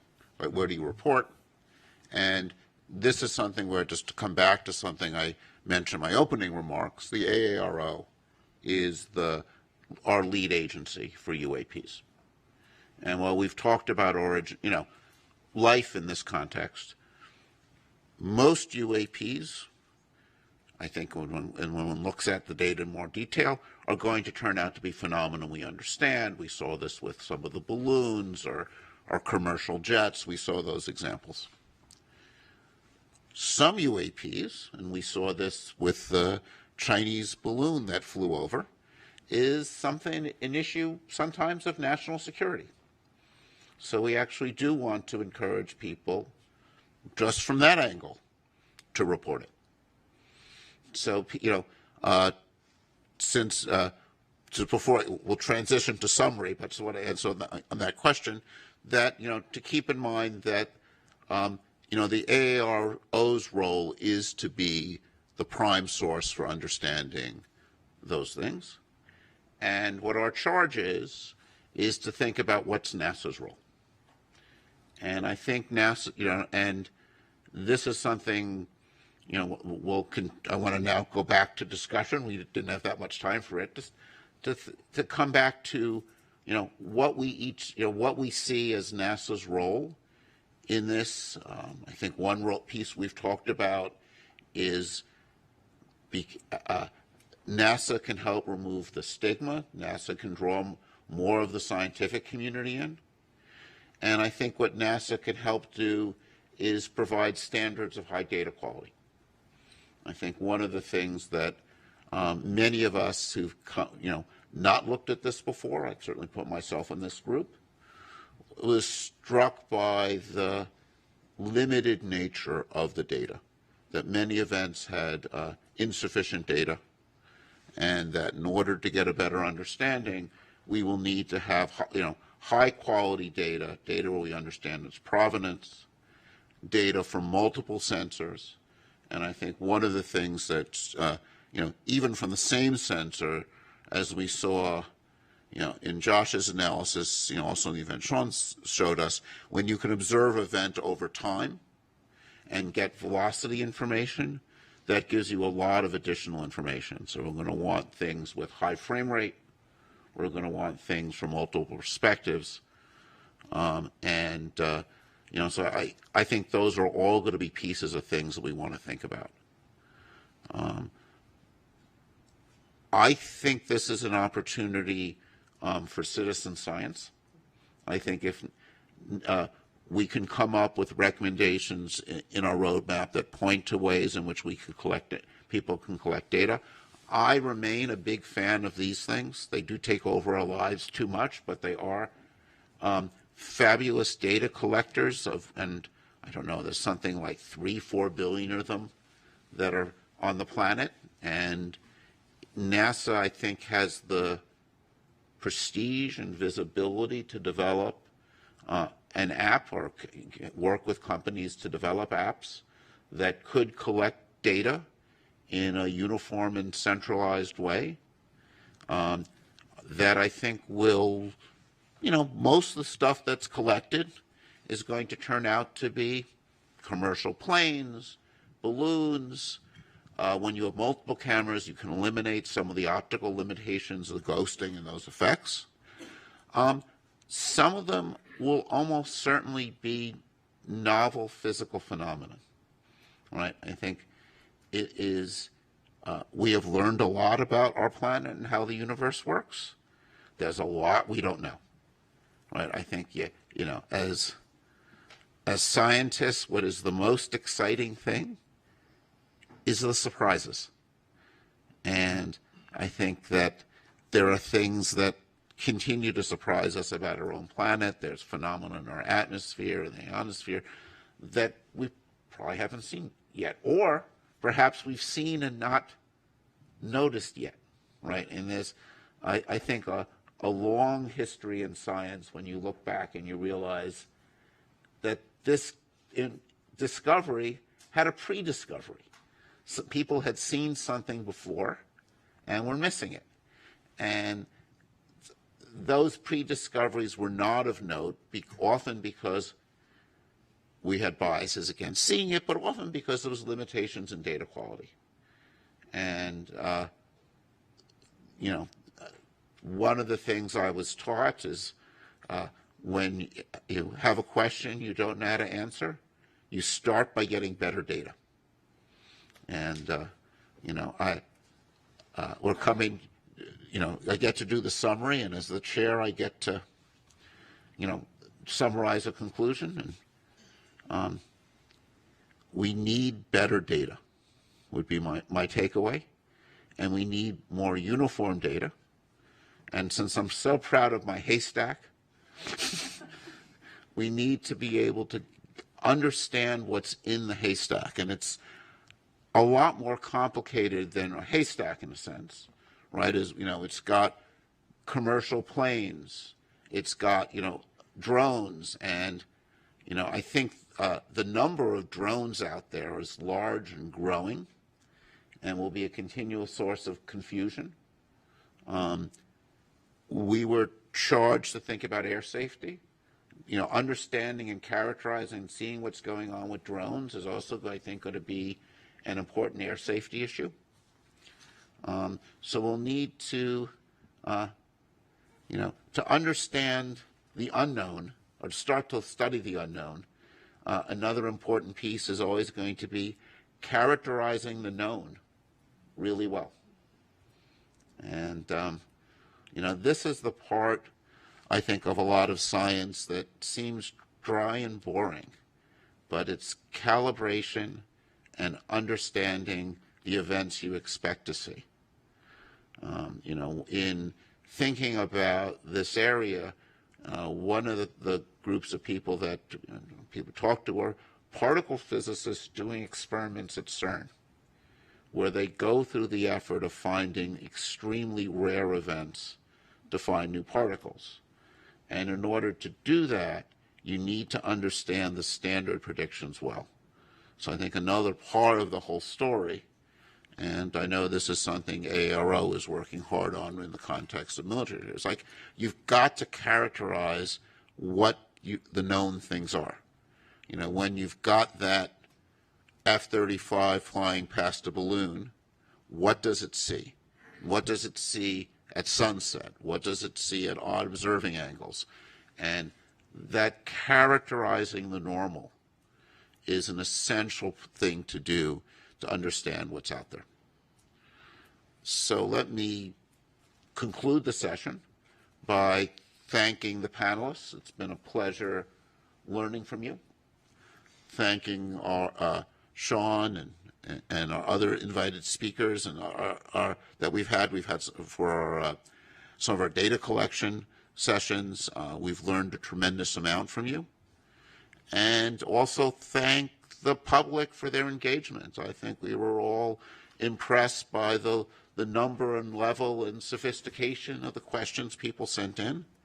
We tried to address as many as them that we could in the session. As you heard, NASA, through science.nasa.gov, will provide, there'll be some additional answers provided. Encourage you to go there. Actually, as a non-NASA employee, I'll put in a little ad for science.nasa.gov. NASA does amazing things, and we're learning amazing things about the universe and our planet, and just encourage you to go there and continue to learn and continue to explore. So thank you all.